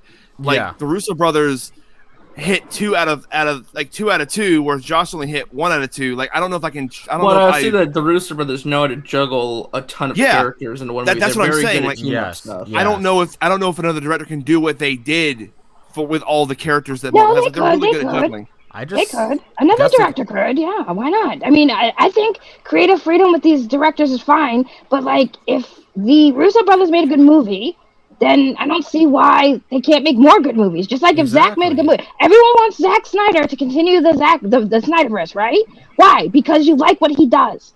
And you want to see more of his vision. So why can't the Russo brothers have that same respect? If they made a good movie and we all liked it, why can't we have them do more? Let's see what more they can do with these characters. If we liked it the first time, and I get it, I'm a puppet and don't take me serious, but at the same time, I'm not saying anything is wrong. We all like these movies. If the Russo brothers made a good movie, let them make more. Just like if you want Zack to make more good movies. This would be like okay, let's say like hypothetical world, the Snyder Cut was the movie we got, right? And like they're negotiating Zack for future contracts, and everyone's like, "Oh, there's money disputes. Kick Zack to the curb, get someone else, get one of it. He didn't really direct it anyway. Okay, but hold on, RJ. You're a Marvel guy. Josh Whedon did Marvel movies, right? That's why he did. That's why they had him do the Justice League because he did what he did in Marvel. I'm just saying, like these directors add stuff to where like their own personal flair. Be like, you remove that director from that position. It feels different. But do you think Josh Whedon's going to come back to do Marvel, especially after he left DC after that whole fiasco with I'm the very Justice League? confused by the point you're trying to make. No, my point is that if they want to renegotiate and everyone's saying, well, we don't want the Russos, there's other people. Well, who cares? The Russos did a good movie. They're gonna do. If they want to do more good movies, just let them. I'm agreeing. I'm just saying, like, I'm just saying that my point is like, I don't think that just anybody can direct these movies. You have to have the right person for the job. They're established talent. Anyone can direct a movie, RJ. Anyone can direct it. You can direct a movie. I'm gonna be that guy. Like that's like not everyone can direct movies because like it depends on like the grand scope of the movie. Like some indie people are better at making indie films than they are like big budget ones. That's just how I see it. Right, but here's the thing. Like the Russos aren't the only ones who can do Avengers films.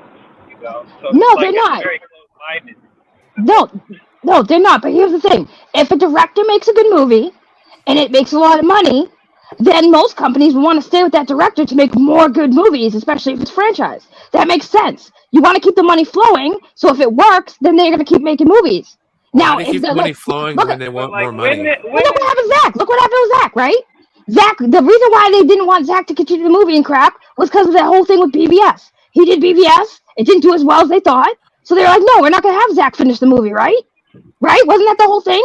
So yeah, that's what it comes down to. If a director makes a good movie, makes some money, they keep him on. If the movie doesn't go well, they blame the directors. This is different. Stop. Hang on 1 second.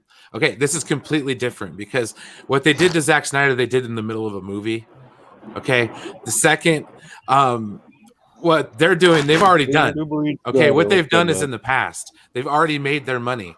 So basically, what I'm saying is they're getting mad at what we would consider to be an act of God. That's like getting mad at the hurricane for taking out a city, but like, oh, I didn't get paid for my movie. It's like to me, it comes across as like really just out of touch, man. I don't like it. Well, okay, so I'll just say this, and we can move on to the next thing because I think we all are making great points. Brian, I think you're making great points. I think everybody's making great points on both sides. I will say this. I always explain this to my kids because my kids we always talk about the money because my two of my boys are huge baseball fans and so am I, and we talk about the absolute atrocious money that baseball players make. Okay, I mean seriously, like I get it, they're athletes. Sure. I get it, they're athletes and whatnot. But if you really break it down, I mean, we got teachers who are spending their own money to buy pencils and crayons and paper for their students, and we've got these, and it's not just baseball, but I mean sports in general. You got these people living like in these huge mansions and whatnot, and and I mean they're cars galore and could buy cities over LeBron James and whatnot, right? But I always tell my sons it's hard for me to. It's a struggle that I have when dealing with that situation, and here's why: because people go to the games, right? So much money comes in, right, to the team, right? So if I go to see the Detroit Tigers, for example, and I go to the Detroit Tigers and I put down my money, whatever, and they charge for a game, and I go see the game and I go buy a hat. And like I just got to go to Wrigley Field for the first time, right? And that was an amazing experience. But the thing is like I'm going to go get a hat, I'm going to get some snacks, maybe whatever. They're going to make $1 bazillion, right? Somebody's getting that money, yeah, right? So that money's going to somebody. So the question is that me and my family talk about is like, well, then who gets the money? Right? Because like who deserves that money? Like, is it the managers that just deserve that money? Is it the executives who are up in the top who like move people around and make the deals to get these people from other teams? Is it the concession people who get that money? No. Or is it the people actually on the field who could actually get hurt or do whatever? I mean, they're playing a game. I get it. They're the And ones it's who put hard. the butts in the seats. Right. It's hard for me to balance that because as much as I would like to say these people are making way too much money, well, they're the ones without them, nobody's spending that money, and that money's got to go somewhere. So it's a weird thing. So like when it comes to movies, the problem that I have with movies is they will write off stuff in movies. Look, Batman 89. Anybody who was around during Batman 89, and I know that there's a couple of you who are too young here to know what that was like in the summer of 89. Yep. But those of us who were alive, I was 12 getting ready to turn 13 in 89. Oh, you're old. That was the summer of Batman. Batman literally controlled everything. I mean, TV. Kids were watching the old 60s Batman just to get some Batman fix. You couldn't get a black T-shirt with the Batman symbol on it that everybody wanted because they were all sold out. I remember being a kid, I had to get a teal one because like you wanted Batman stuff. And I couldn't find a regular black Batman tee back then. Just go on Amazon. Right? Yeah. Yeah, Amazon is 79. You're funny. Yeah, I got that joke. I know, right? Put my mom in. Help Bezos own the moon. Yeah, what I'm saying though is that summer it was toys. Like everybody wanted Batman toys. I remember calling Toys R Us and like literally like every day I would call Toys R Us and I would say, "Hey, do you have the new Batman figure?" "No." "Okay. Do you have the new Batman figure?" "No." Calling every Kmart, we called our Toys R Us. We called every store around. You know, we have other department stores around, and I was calling them, asking them if they had the Batman figures, and people would check and go, "Nope, sorry, we don't have them yet." Then all of a sudden, when they got that black suit Batman figure for the first time at Toys R Us, my grandma never took me to Toys R Us. Like, Toys R Us is like way on the other side of town, over by the mall. We didn't even go to Toys R Us. I got all my toys from like KB Toy Store and Kmart and stuff, and I was fine with that, and I had plenty. But the thing is like my grandma made a special trip out to Toys R Us because I literally talked the lady at 12. I talked the lady into putting one back for me. Okay. And I got a Batman and a Robin and I was like ecstatic. What I'm saying is that whole year, the merchandise alone, the movie was like out of this world, you know, as far as like backed up, as far as like whether you could see it or not. And to this day, Warner Brothers claims a loss on that movie. There is no freaking way you will ever convince me that Batman 89 lost money. No, there is no freaking way. No. So all I will say about this before we move on is just that even in this post-COVID era, the studio's going to get paid. That's all they care about. So I feel like there is a I'm with the Ambassador. Now I miss KB and Toys R Us. I know I just like depressed myself talking about that. I didn't come from either. That's sad. Anyways, I should have been still there. Yeah, what's coming back? I don't know. TW. We'll have to wait and see how much like Toys R Us. I mean, because that's coming back seasonal, like the Spirit. They rebranded it. Up here, it never left. Toys R Us Canada was owned by a separate business. It never went out of business. And can I get there? No. What? It's literally right across the river from Detroit, and I can't get there, man. Why the hell does Canada keep getting all the good stuff? Because they don't have much, anyways. No, you have a leaf on y'all's flag. Like, what the heck, man? Wait, where's the last Blockbuster? There's one Blockbuster that still exists. Yeah. No. Hey, TW, we own that. TW. One day, I know we have some friends in Canada and stuff. I don't know how far you are from Windsor. One day, when the when everything opens up, man, we gotta plan a day and go to Toys R Us, man. That'd be. I don't know how far away you are. TW, you're in Canada. I mean, you're just in Canada, right? You're just in Canada, right? It's just like a hop, skip, and a jump, no matter where. Right you over go. the border, you know. We use your money for toilet paper out here. Did you know that? Yeah, that's right. Canada This is so win. far wide. Right. So we use the Red Sox to clean our cleats.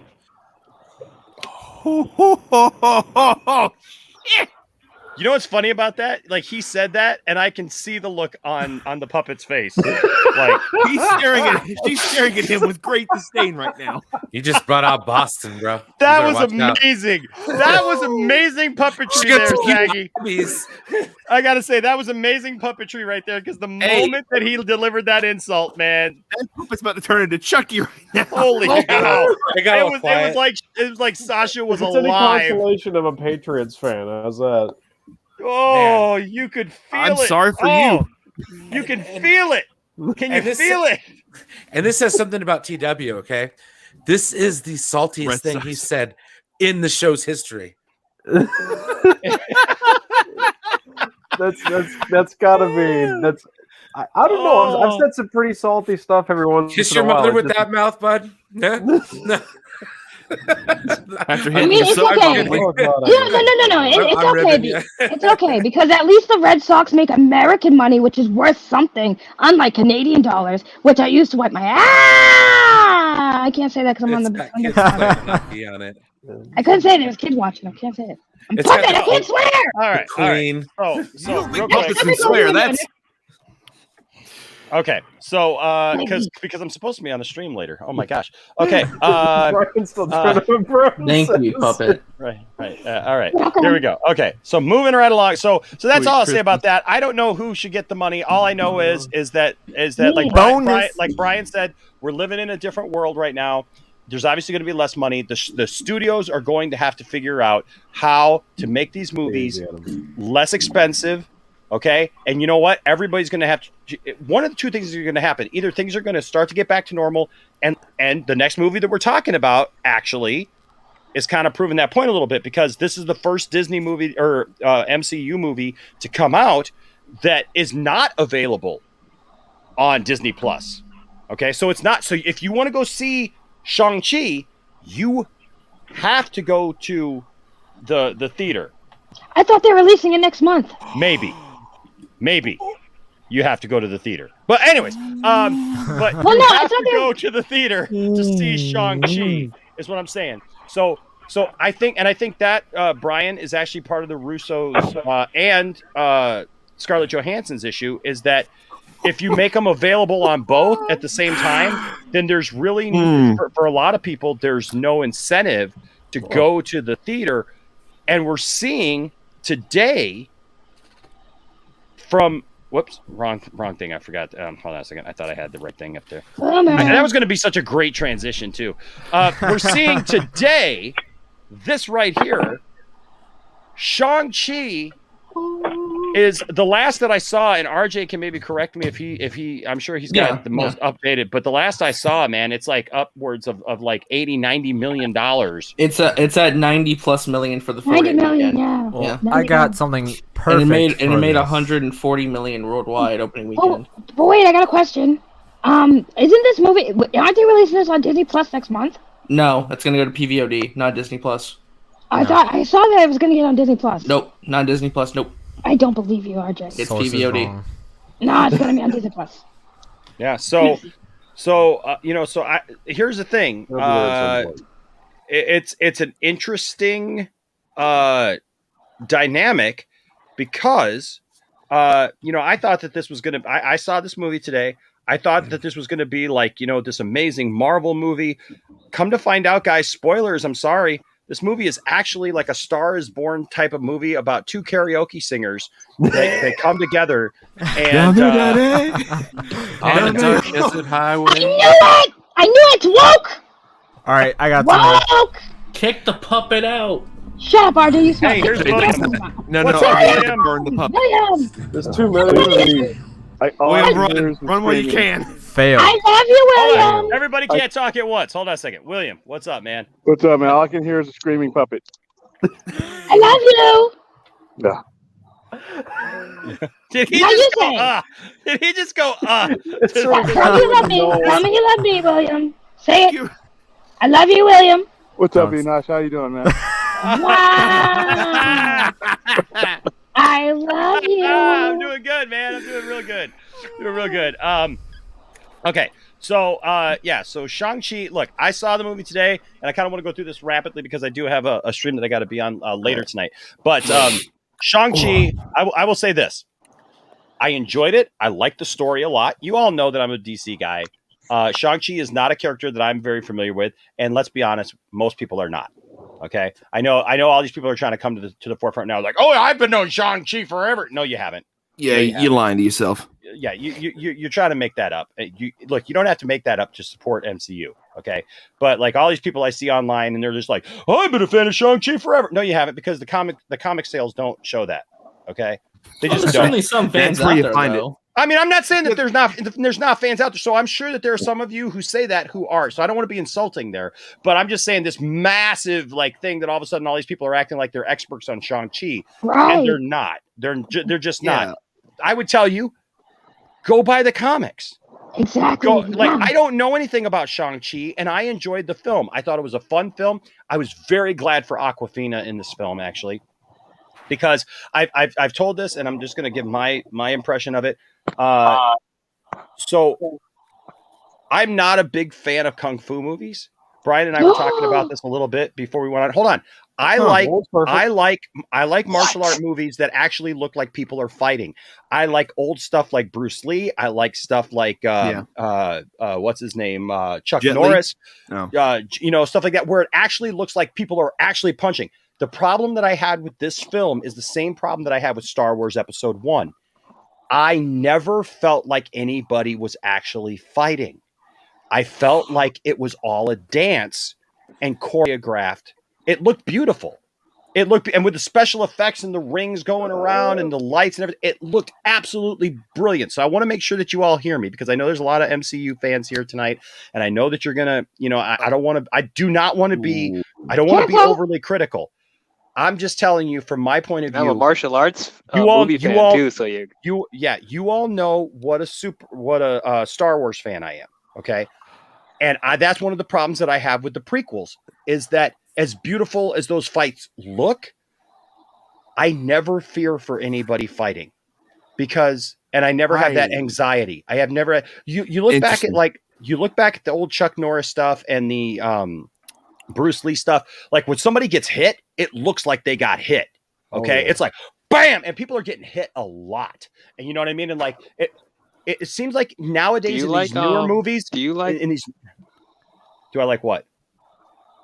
You cut him off. He's monologuing. Oh, do you like Crouching Tiger, Hidden Dragon or Jackie Chan? A little bit. I kept hearing comparisons to that. Okay. So I like Crouching Tiger, Hidden Dragon. I love Crouching Tiger, Hidden Dragon. A little bit. Like I don't hate the movie. I do like that movie a lot, and I remember seeing it when that was. But see, that was like the first movie that kind of stylized that kind of fighting, and it was fresh and it was something different. Now I feel like it's so overdone that it's just like overdone. Now Jackie Chan, I like Jackie Chan, but Brian and I were talking about this actually before we came in. Is that with Jackie Chan? I feel like it's a good mix with Jackie Chan, because like Jackie Chan like goes in and like he takes people out and like you feel the hits when in those old Jackie Chan movies even, right? So it would, but it wasn't over stylized. Like if he was in a room with a bunch of guys, you felt like he was really hitting those guys. With a lot of this stuff, like with a lot of the fights in Shang-Chi, I felt like there was a lot of like, here comes a fist, and it's like miss, block, miss, block. And then here's a hit that like drives the person back, and then they stop, and then they come right back. It wasn't like that person actually felt that hit. You know what I mean? The Matrix or yeah. And I like Tiger, stuff like that, Yeah. I also like Crouching. So that's just like what you do on your time is your business. But that doesn't mean that I didn't like the movie. Okay. I did like the movie. I enjoyed it. I liked the story. I did like how they crafted the story. Like I said, I was very, very thankful though for Awkwafina's character, because I felt that Awkwafina's character, Mary, right? Or no, Katie. Sorry, yeah. Katie. I felt like her character gave the whole movie some grounding. Yes. Right. That it was like that, like we were her in the film, and like it made it feel like, okay, like this isn't just happening in some mystery world somewhere. Like it like grounded it back to us. I like the little character guy with no head. Morris, yeah, I liked Morris. I thought that was super cute. I because, love like, my Trevor dog- being back, dude. my dog's sitting on the couch with me. Spoilers, by the I way. love that with me and Tiffany, and so like that little guy, I just kind of wanted one of them. Whatever. I like how they explain the Mandalorian, or not the Mandalorian. I'm sorry, The Mandarin. Wow, If man, he done that's a justice. that's a Patton Oswalt crossover if I ever Right. saw one. Yeah, I liked how they explained the Mandarin. To a realized point. amazingly, to be honest. Yes. So the character realized amazingly. I liked how they brought in the Iron Man connection, and brought back what's his name? The dude that played the fake one. Yeah, yeah. So that was great. That part was great. The one part I didn't like about that was how the guy who is the real Mandarin dissed the name. What? He brought me down to an orange. Brought me down to else. what did he say? What did he say? It was Brought like me. he reduced my name to an orange or something like that. No, It was he like- reduced my name to an entree or something like that. Well, it was Mandarin orange 'cause he's and like, the orange, They named me yeah. the Mandarin. No, I get They it. named me the- I get they it. named me the Mandarin. It's a chicken I dish. get it. No, to a chicken dish. I get that. But here's the thing. Somebody created that character. That character's name has been the Mandarin. I get that you want to do this cool new thing that's bigger, and I understand that. But now it would be like to me if there was like a DC character that had a silly name, right? Like I mean, like let's be honest, like even like Aquaman, right? Like, and they were like, oh yeah, Aquaman, we don't want to call him that anymore. We want to call him this. And he was like, well, yes, I've gone by many names, but like this guy faked, and was like Aquaman, like, oh yeah, like I'm some just kind of like water guy, like. I can feed into your point, Enosh. I can actually agree with you because if you remember in Arrow season 1, before Oliver had picked up a name, right? Yeah. They're all sitting at the dinner table with, security and stuff like that, right? And they're trying to come up with a name for the Hood, right? Yes. But they're trying to come up with something. And one of the security guards suggests, what about Green Arrow? And Oliver goes, lame. Took him 3 additional seasons to actually get him to call him Green Arrow. Yeah. Wait. Wait. Hold on. So, I haven't seen the film yet, but I was just about to say, did they do the character justice? And you said that, and now I'm heated. Like Well, that's one of my favorite Marvel It's really villains. not a big deal, though. It's to not a me. big deal. It's No, not a big it's deal. really I don't not. want to make too big of a deal about it, but I just want to say, like, because they made the character really, really cool, much better than it ever was in Iron Man 3. Oh yeah. But it was that comment.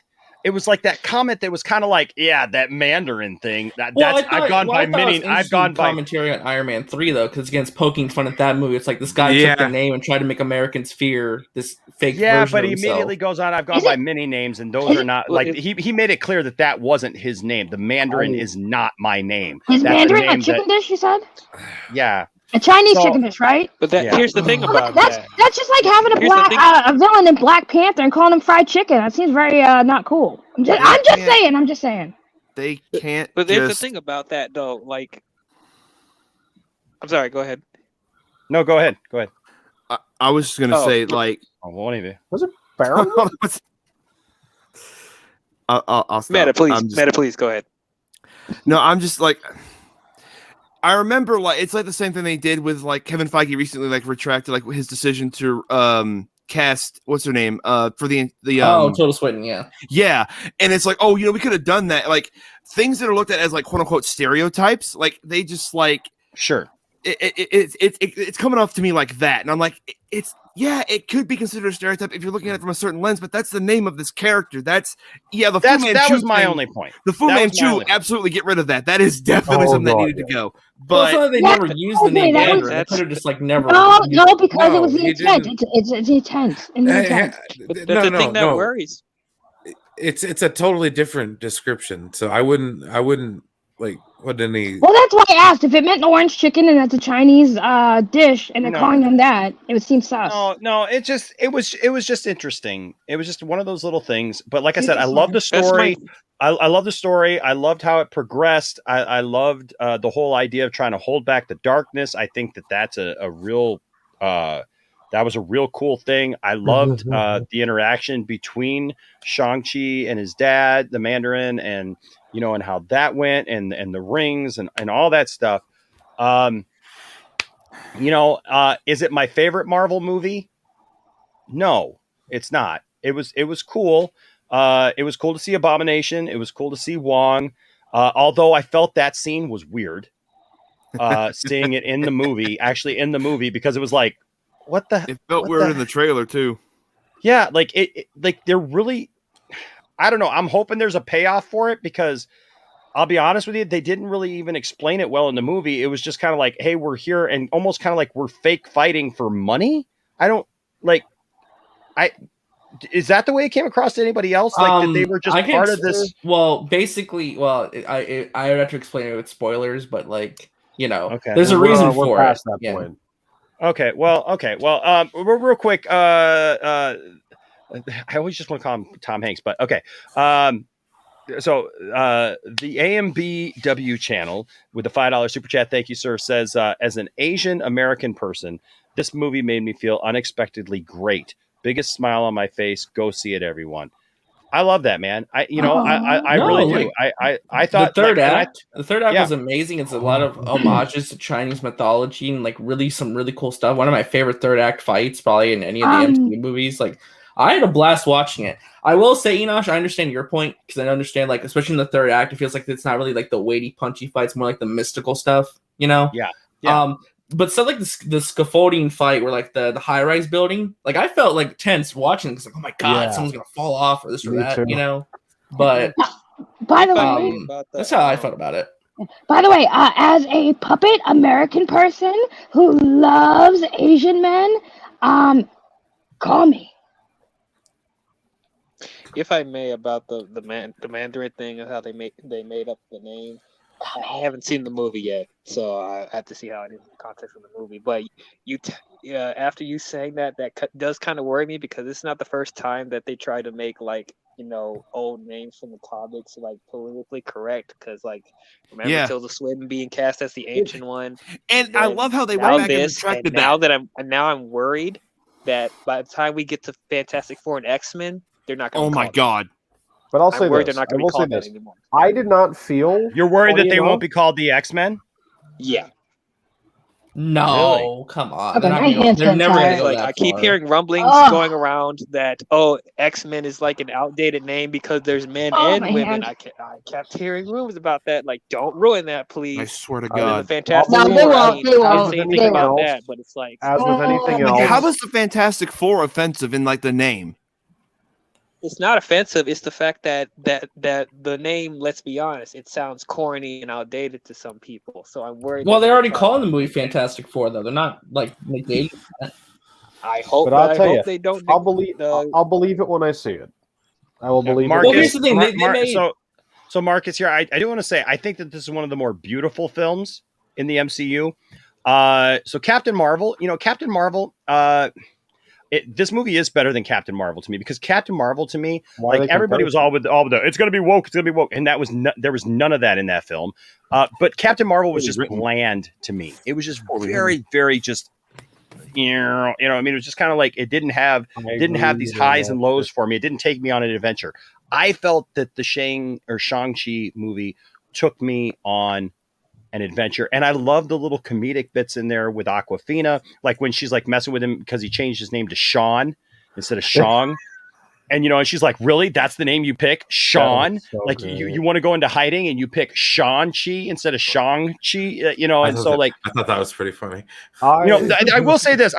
There was a little bit of a weird transition between him being just a regular guy at the beginning of the film and full on into the world, where they were doing all that, like the bus scene. The bus scene was super cool, right? That fight and everything, that was super cool. But the fact that nobody died in that scene is a testament to the MCU. I swear to God, nobody died. So I got to be critical of it, because all that stuff happened on that bus. Well, probably a couple of guys. How many full-on turns?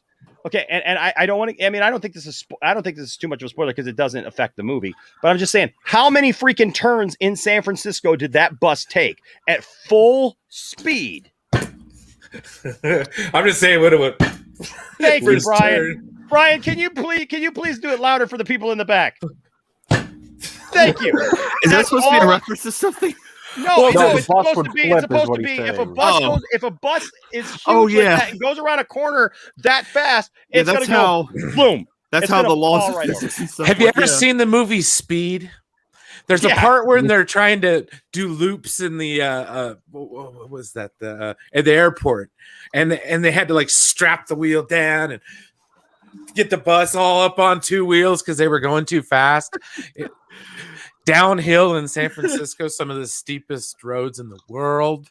Yeah, Cherie no. says maybe people died off screen. Well, that's the thing. It's like they're going through the city. If it and was like Man of nobody's getting Steel, hurt. everybody would have been dead, man. Woo! I'm just saying. I don't. You know, Yeah, like I'm being it looked cool. sarcastic, It looked cool. But when Shang-Chi jumped out of the bus and went up along the top of the bus and swang back around, like I was good. like, I looked at Tiffany and I said, no. I thought it was dope. Suspension of disbelief. Come No, on, no, no, y'all. no. I know it looked cool. man. It looked cool. It looked cool. But I'm just saying, I was just like, It's oh, that moment you forgot you were watching a comic book movie. yeah. I'm I gonna- just didn't feel like it. Like I felt at that point, and like I'll- that was a little hard for me to swallow. And the fact that like we were just kind of like automatically. Okay, here's the other problem that I have. Let's be real world about this. Can we just talk real world for just a second? If I'm Shang-Chi and I know all the stuff about my dad, and I know all the stuff like the threat, right? And I know that these people are coming after me. They stole my my jewel. I know they're going after my sister. I know I'm going after some bad dudes, right? Some really bad dudes, some mystical stuff, all those things. And I just had that situation happen in the bus, and I had a dude literally coming at me with, you know, with a sword arm. Why in the world would you ever accept taking your civilian friend with you into that situation? I don't think you really I get it. It moves the movie along, and I loved Aquafina in the movie. She kind of invited herself, though. Yeah. I get that. But she's like, you could explain on the plane. Nope. I am not taking you into that situation. If I am that, like, took why yourself would you into that take? Why would situation. you take a powerless person in real life? And again, I'm not being critical of the movie. I love the movie. I'm just pointing out these things that I had to work through, and I did. You know, because I get a lot of flack for like being critical of some Marvel movies. So I want to make sure that people understand that I did like the movie. It's just things like this that I feel are like they're par for the course for some Marvel movies where, like I said, it's like you have this bus scene where like nobody gets hurt even. Like there's not even like and the dudes that like went tumbling in the back of the bus, the bad guys, they just get up and like get in the truck and drive away. Well, you know, like you're thinking too much like Batman here. Okay, we're not talking about Batman. Well, couldn't you We're talking argue about too that Shang-Chi. let's say Katie didn't go with Shang-Chi, right? She like at that in her mindset, maybe she was like, I'm going no matter what. So either you take me or I'm just gonna go by myself and figure out what's going on. Yeah. So he's like, I'd rather take you with me so that way at least I can protect you. You know? Yeah, but That I was her just, mindset. if She it's was gonna somebody go I no matter care what.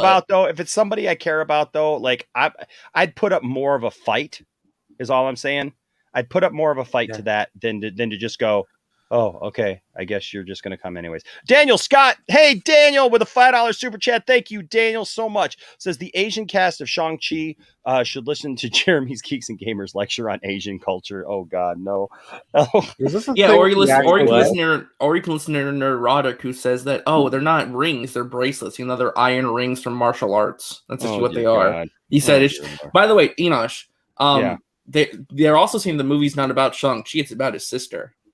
It's actually she's the main What? character. Yep, Oh, they've been saying that she's the real main character of the movie. Who's been saying that? Like, Who do you critics? think? Who do you? I always be my 3 seconds. If you believe Doomcock's rumors, that's great. I don't. If you think that Lucasfilm is heading in the right direction, that's great. I don't. If you change your mind depending upon what you think is going to make you the most money, that's great. Wait, He does it's that. not great. I don't. do. You do. Yeah, No, they're but, saying, like, oh, the movie's really. that seems like something that someone like an actual critic would say. Like it feels like that. You know what I mean? But as Yeah, far they said as, Sean. Yeah, they were calling him Soy Chi, Beta Chi. It's really about Oh, his sister. Well, Yeah. there's I've a been lot of making jokes about tofu him. in Chinese I've been cuisine. making I jokes spent about an the wings hour for a while now. debunking this. I spent an hour talking about it because it was just like, what are you doing? Damn it, Well, there's a lot of tofu in Chinese cuisine, but like that's a whole other discussion. The thing for me is this: I love Shang-Chi, and the reason I love it is because I also love not just simply old school martial arts movies. I also love movies like Hero and Crouching Tiger, Hidden Dragon, where these kind of the more sort of wuxia kind of movies that I love that kind of mythological aspects to them as well, which is why I really love the third act of the movie and seeing Keelan in a Western movie. It was like a blend of all different kinds of martial arts Keelan in a cinema. Western movie just made me all warm and fuzzy inside. I'm like, wow, it was gorgeous, and they gave people with actual experience, opportunities to kick butt. Like seeing Michelle Yeoh was great because I love me some Michelle Yeoh. But I definitely get Enosh's points, and I think it's a great thing. And this is how I feel even about, to bring it to quickly to Star Wars before we bring back to Shang-Chi, is the fact that they don't diminish my enjoyment of the film. They're valid criticisms that do stand up to scrutiny, but for me, they do not decrease my enjoyment of the film. No, I get that. Yeah, I had a blast watching it. I mean, there's certainly flaws with it. I'm definitely gonna watch it over again and really pay closer attention. But I just had such a fun time watching it, And again, I really got into the story. I think that Wenwu, as he goes by in the movie, I thought it was a great performance from Tony Leung. I thought he was a great villain overall. I was really encapsulated by the story. It's very much a movie about family legacy and dynasty and that kind of stuff. I really liked it. I thought it was really enjoyable. I want to watch every movie that Tony Leung has ever been in, because I watched a great breakdown of Tony Leung's career from a YouTube channel I like called Accented Cinema, who does a lot of great breakdowns of Hong Kong cinema and Chinese cinema and stuff like that. And he kind of broke down how good of an actor Tony Leung is, and sort of looked at what you can look for if you're watching Shang-Chi. And I really enjoyed what he did, and I think there was real depth to the character. I thought he could have just been kind of crazy, powerful warlord dude, which he was, but he wasn't one note. He really brought they really brought a lot of nuance and to it. he which brought I a depth there appreciated. too. Yeah, and there's a moment towards the end which relates to.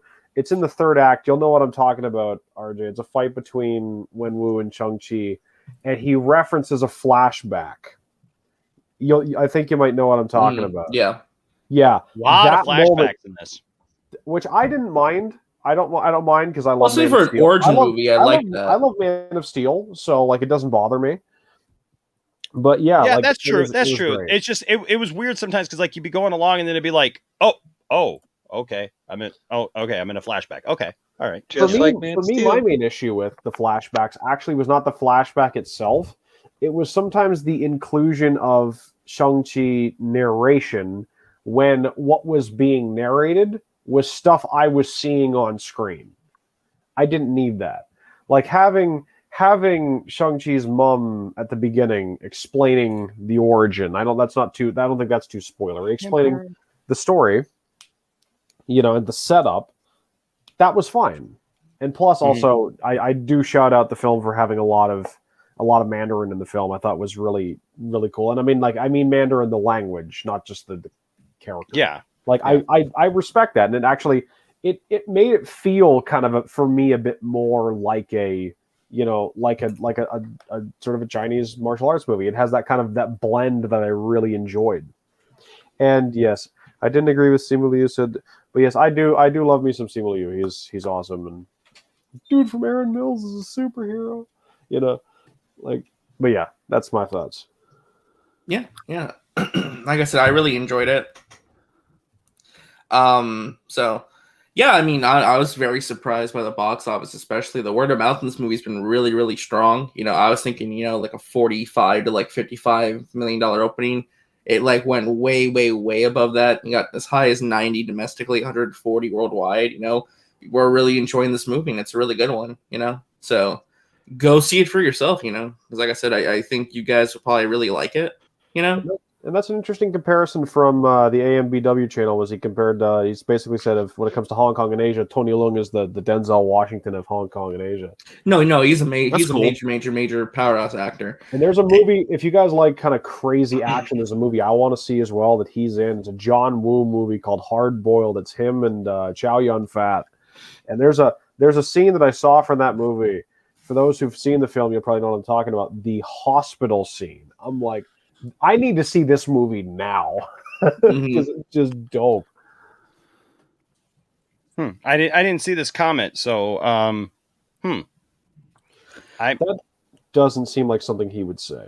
Well, I know some people were gating on. It's like, oh, there's been other Asian-led movies before. This movie's not a big deal. This thing doesn't matter at all on the. Well, I mean, it matters. Superhero movie. That's true. It's the first Asian-led superhero movie, far as I know. Yeah. So I don't know if he said that. I'd like to know the context. Because if it's just that, then I would disagree with that because I do feel that but again, I just like to know the context. That's all. What was that, JP? I was going to say, didn't Matt say that he has a bad habit of putting his foot in his mouth with certain things he says on Twitter? Not really. Like, there's the Bob Chapek experiment thing that really blew up, but like it didn't blow up in a negative way. People were really rallying behind him and supporting him. And he's been very outspoken about how excited he is to be in the Marvel universe and how excited he is for this movie, and good for him. You know, promote your things. I'm glad that he went from strength to strength because right around the time that Shang-Chi was launching, Kim's Convenience got canceled up here, which sucked because I loved that show. And yeah, it got canceled prematurely. Yes, if there is one silver lining to the cancellation of that show, as my thought is, well, once Paul Sun-Young Lee has more time on his hands, Disney, give him a call, please, and thank you. You know who to center Rangers of the New Republic around now. Well, okay. So I mean, so that's my thoughts on Shang-Chi, and I think everyone else's thoughts on Shang-Chi. Look, it did very, very well. It did very, very well. I'm sorry, what was that, Saggy? I was gonna say I didn't say it, but before you switch topics, I wanted to kind of give RJ a shout out.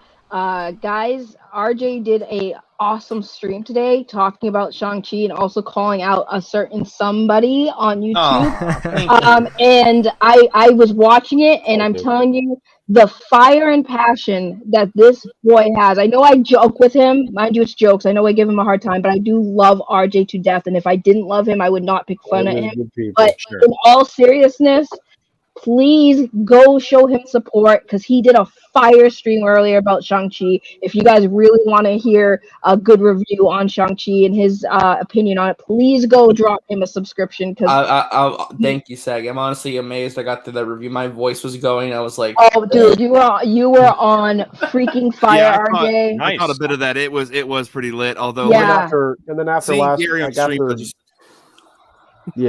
watching all that last night, I could imagine your voice was probably just about as blown out as you can imagine. Yeah, it was actually funny because I'm getting a little bit of some pushback on that video. I saw that. Somebody said, "Oh, this is a lefty SJW channel. I'm hitting. Do not recommend." I'm like, well, bye. Okay.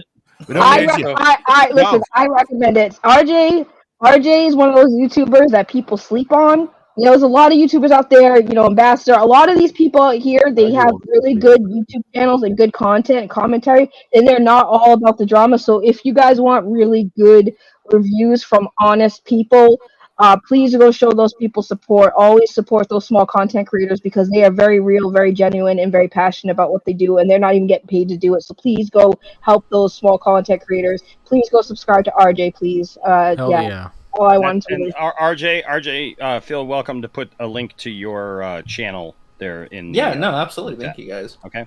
All right. So next thing I want to talk about because I got to be somewhere at 10:30, so we got about a half hour still.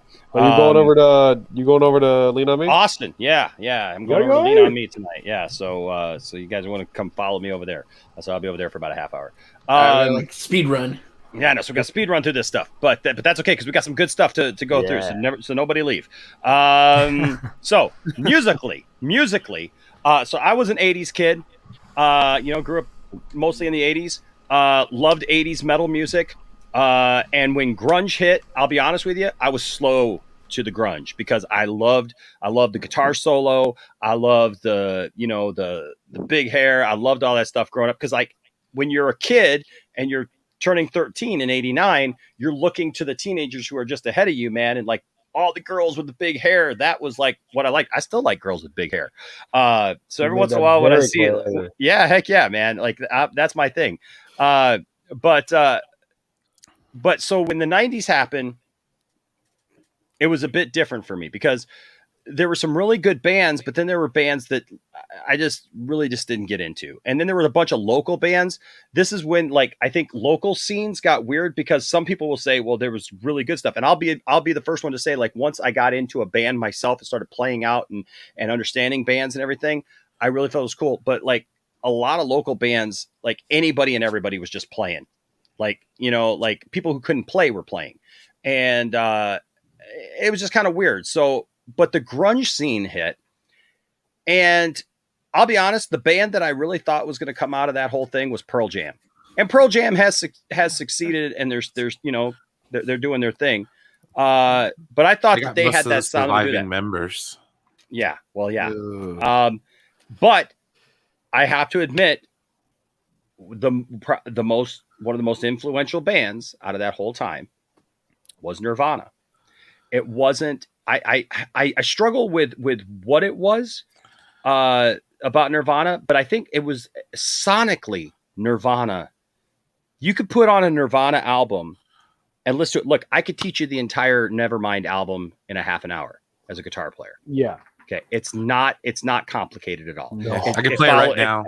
It follows a formula like none other. Hey, you do a riff that's clean with a clean channel on your guitar, and you play that and you sing kind of over it. And then for the chorus, you get really, really big and you hit distortion and you play the same 4 chords or 3 chords or whatever. And you just rock that part out. And then you go back clean and then you come back. And then I think there's one song on that album that does the opposite. So like the the verses are like, and then the chorus, like, so lithium. Yeah. Yeah. So I could, there was one of the, as an early guitar player starting off playing guitar, I learned that whole album. But that's not what I'm talking about. The album was very influential. It gave us out of that birthed, just some great songs sonically. Kurt Cobain has become to a lot of people, a rock icon, dying tragically early. Probably the best thing for me as a musician that came out of Nirvana was the Foo Fighters. Because David Grohl, all right, I'm just going to say David Grohl is just that guy gets it. That guy just gets it. He gets it as a musician. He gets it sonically. That guy, I'll tell you what, I mean, and he was the drummer for Nirvana, right? So it would have been interesting to see what Nirvana would have done, right? But classic, and by the way, thank you, Punk Trace here with the 99-cent super sticker. You rock. Thank you so much. Yeah. Appreciate you. For sure. Sting with a baseball bat? Heck yeah. Sting with a baseball bat. Gotta love that, man. I love some Sting. We'll talk about that in a minute too. But you all know this right here. It's one of the most iconic album covers ever. It is. It is. Whether you like Nirvana or don't like Nirvana, that album cover right there, you see that and you automatically know what it is. It's Nevermind. Yep. So for those of you who don't know, for some reason you don't know, that is not the complete album cover.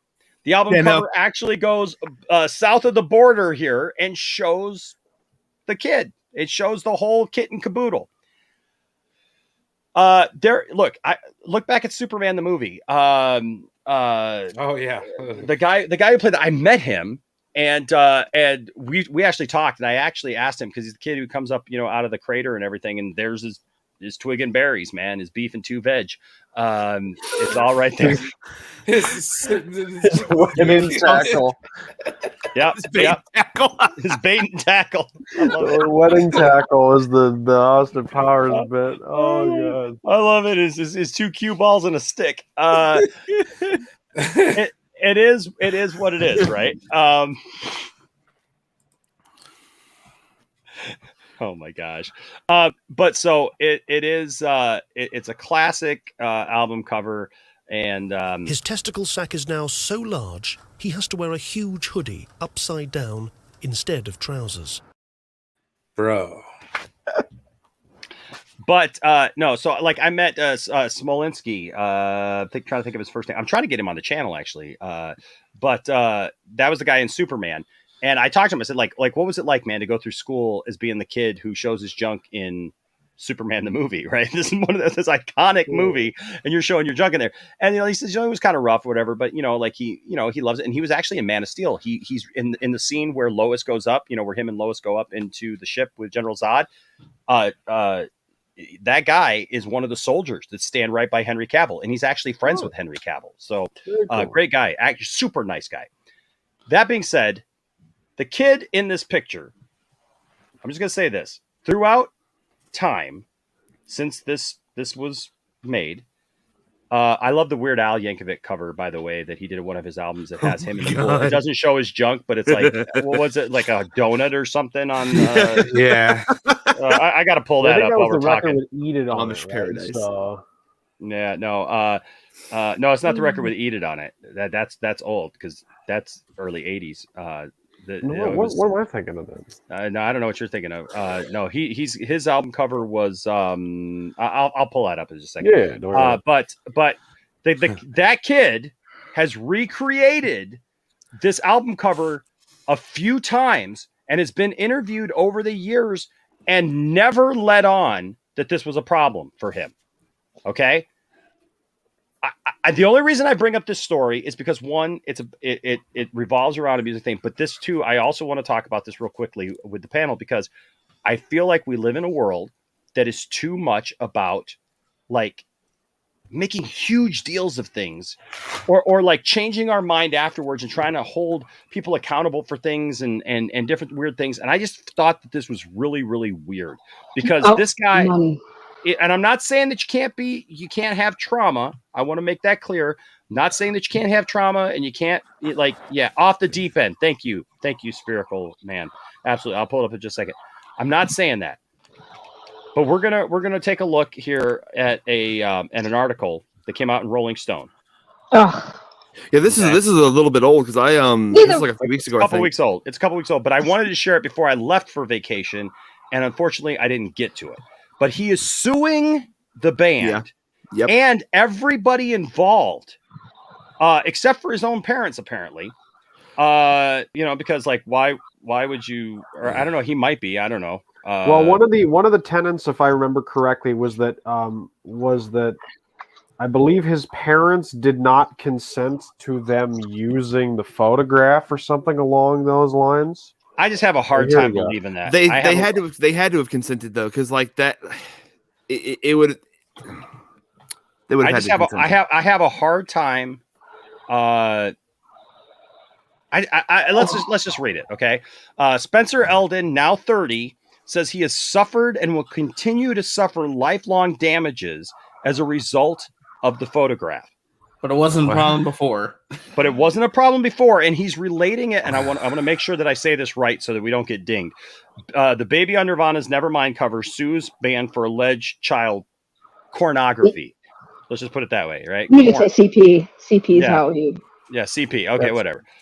So the Baby, now man, who appears on the cover of Nirvana's Nevermind, has filed a lawsuit against the band and others involved in the photograph, claiming the image constitutes CP.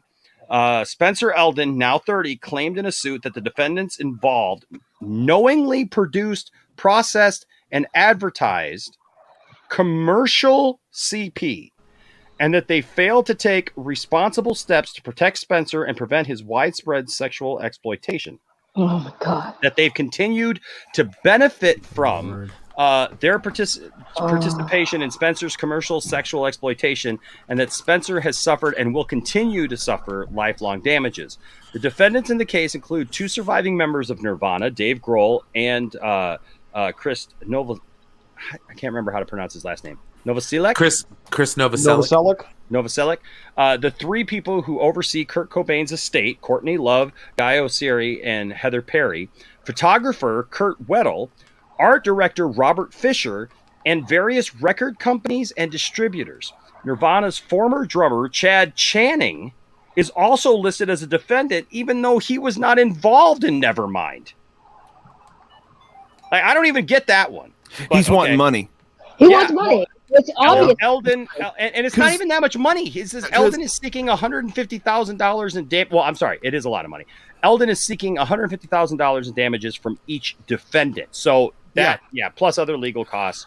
The defendants and their representatives did not immediately return Rolling Stone's request for comment. Courtney Love did seem to nod to the lawsuit in an Instagram post, writing in a caption, "I don't even hate the legal profession in LA County. I've got nothing much on my mind except weird lawsuits and sad passing of Charlie Watts." As an added flourish, Love separated weird and lawsuits with a facepalm, sparkle, and pizza emoji.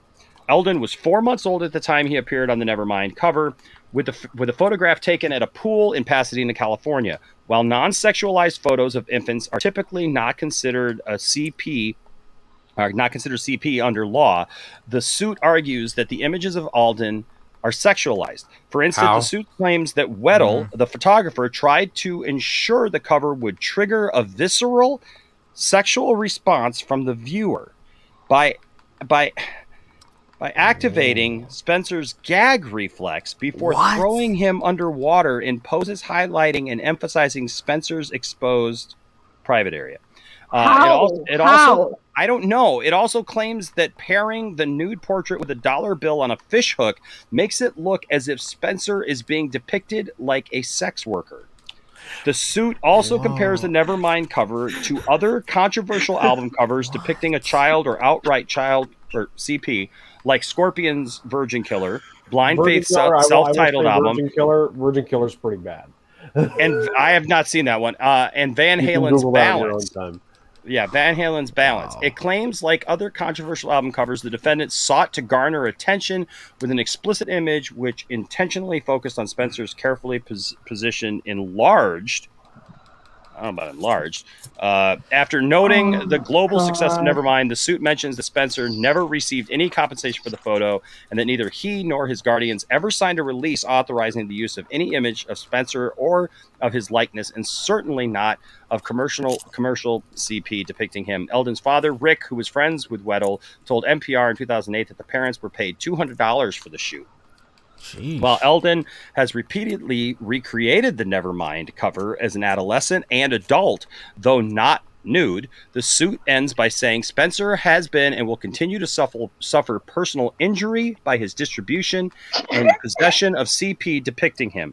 It goes on to state that Eldon has suffered extreme and permanent emotional distress with physical manifestations, interference with his normal development and educational progress, lifelong loss of income earning capacity. Bro, I would think it would get you a job. Like, dude, like I was on the Nevermind album. Come on, man, you're hired. I don't want to make light of it, but I mean, it just. I make light of it because this is stupid. This whole the last part definitely reads off as legal. As legal mumbo jumbo. Yeah, loss of past and future wages. How is it past wages? I don't. Okay, past and future expenses for medical and psychological treatment, loss of enjoyment of life, and other losses to be determined. This is making me trial. lose enjoyment in life. Now I'm a huge music fan. I'm a fan. Yeah, I'm a huge music fan. I'm a fan of Nirvana. But this just seems so weird to me. I mean, am I the only one that like I look at that and I just like. So like, are they going to sue MTV? No, you're not the only one. MTV. Had to have some brass on that one, but I want to know if you. I don't know if you're. I'm asking if you know this, Enosh. Because I talked to my partner at work about this, and he was like, one of the dudes from Nirvana. I think it is the one that founded Foo Fighters. Doesn't he do a lot of work to like, help, like I don't know if it's to help the victims of CP or something like that, but like he does some type of charity work that's related to that, right? I think he said something like that. Hold on. It's like with child trafficking or something like that. Yeah, like he helps with that. So like he was like, I dare that man to go up to his face and say that he's guilty of that. I don't know, man. I saw this story and I'm just like, okay, like I said again, one of the things that just, if you had such a problem with it, why would you recreate it so many times? Nobody would have known, dude. For clout. Nobody would have known. For clout. No shit. It doesn't make any sense. I just want to talk about all that. Ah, man. You know, so like I said, just it's something that came up, and it's just a classic, you know, classic album cover, and I don't know. I look, I got pictures of me in the bathtub when I was a kid. I got pictures of my kids. You know, and I'm sorry, like I'm not sorry, but I mean, like I guess I'm guilty of like showing that to my friends and stuff, and they think it's funny. Not one of my kids has ever thought, "Oh my gosh, you showed this thing of me." Like, you know, like this has damaged me in some way. What album is Nevermind in terms of like Nirvana releasing? Like, which numbered album is it? It's their first. It's their their second album, but it's their first big one though. Okay, so but it's their first big one for sure. I have something. Okay, Saggy. Sorry, I didn't mean to cut across you, but I do have something that's pretty important because I did pull up an interview that he did with the Times when he was 25 about how he felt about it, which would probably shine maybe some light to why he's doing this now. So when he was asked about it, he says, looking back, it feels kind of stupid doing interviews about it because I had nothing to do with it, but a lot to do with it at the same time. It was really weird feeling. It's a really weird feeling being part of someone else's momentum, being caught up in the wake of this of stuff. Then he goes on to say, it's a trip. Everyone involved in the album has tons and tons of money. I feel like I'm the last little bit of grunge rock. I'm living in my mom's house driving a Honda Civic. And then he again goes on. Let's see, is this one of his quotes? I think they asked him, and this was back, when he was 25. He goes, "I've never met him." I think in regards to the people who the band members. We weren't there the same day they did the photo shoot, so I don't know. I've seen him in magazines and stuff. Talk about if he ever met the baby from Nevermind cover. This was a response to Dave Grohl and Chris Novoselic. So that was their response. I've never met him, meaning the baby, when he was a baby. We weren't there the day that they did the photo shoot, so I don't know. I've seen him in magazines and stuff. They said even though Eldon has recreated the photo shoot a number of times and has a larger tattoo that says Nevermind on his chest, he says he hasn't fully come to terms with being on the album's cover. I got a little upset for a bit, he says. I was trying to reach out to these people. I never met anybody. I didn't get a call or email. I just woke up already being part of this huge project. It's pretty difficult. You feel like you're famous for nothing, but you didn't really do anything but their album. Frustrated but about never receiving any sort of compensation for Nevermind, Eldon recently looked into pursuing legal action against Geffen Records, but was unsuccessful. So he tried to sue before. It's hard not to get upset when you hear how much money was involved, he says. Nevermind sold over 30 million copies worldwide. He goes, when I go to a baseball game to think about it, man, everybody at this baseball game has probably seen my little baby pee-pee. I feel like I got part of my human rights revoked, says Eldon. So this was, again, back when he was 25. Let's see, I think there's one more part he says. Though he's occasionally bitter about the role he played in Nevermind, Eldon admits, I think it's also me being carried away with it and thinking about it too much. He likes the album artwork itself, describing the concept as genius, but draws a line at the merchandising, including puzzles and mugs. Nirvana's cool, I guess. It's just weird being part of it. There you go. Yeah. So he did try to sue them back in the day, but this comes down to, so he does just want money. He feels like he is deserved compensation for entitled his to the depiction. money. Right. He feels like he's entitled to the money, and that's why he's doing it. Which is different than accusing them of Yes, that. child endangerment. Okay, Well, let's just put it that way. You know what I mean? Here's the thing. Somebody said CP means cerebral palsy, Well- so I don't want to take away from that. And I get it. People call different things, Well- different things, but like well, on child YouTube- endangerment.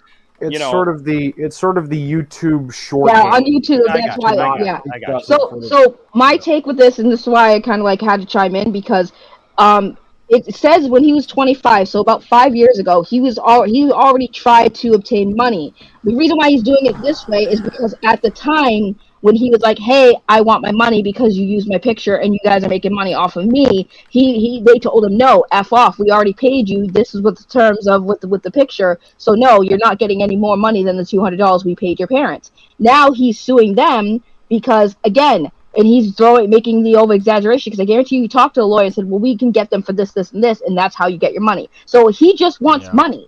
He just wants compensation for that. And the problem too is, like, look at all album covers throughout history. You're not, and not just album covers, but any kind of art project or anything. If you, it doesn't matter if you're paid $200 or $2,000 as a model or whatever, or anything in between or more. You've already been paid. It has nothing to do, honestly, with the success of the thing that you're in. You know what I mean? Like, it really doesn't. You know what I mean? That. Do you think extras get paid more on the back end than they do for the day that they actually got paid to work? It's the same thing. It's like, but see here, okay. Yeah, if the movie does billions and billions of dollars, Fred, who was in the background there, doesn't get paid anymore. Right. Because he did his job. He did what he was asked to do. And Yeah, like, he I got get it that paid. it sucks. Like the terms to what they agreed with, again, like the parents had to give consent because they accepted the money. They accepted the 200, which also, like, this is their second album. They're still like trying to get on the rise, and that's a lot of money for a photo shoot. And yeah, unfortunately, nobody knew. Yeah. Nobody knew what that. Nobody knew what that album was going to do. Exactly. Plus, it's just a photo. It's not like he's making the content that everyone loved and why it was so successful. It's literally just a cover of the music. People like the music. They don't care too much. Well, and look. Let's be honest. This idea of saying that, like, they induced his gag reflex and made it sexual. Remember? Yeah, but the idea that, like, I don't know. Look, I get there's a bunch of perverts out there. There's people who can, who will get off to just about anything. But this right here does not invoke something like that. Yeah. At least to me. No, and here's my thing, right? He already explained it 5 years ago. He tried to get them to give him more money because he realized that they were getting a bunch of money, and like he said, he's driving his mom's Honda Civic. It's very clear why he's doing this. But the only way that he would probably have a better chance at getting them to pay him is by going to the extremes and saying, "Hey, look, you did this, this, and that." And you know why he did? He recreated these pictures because he wanted relevancy.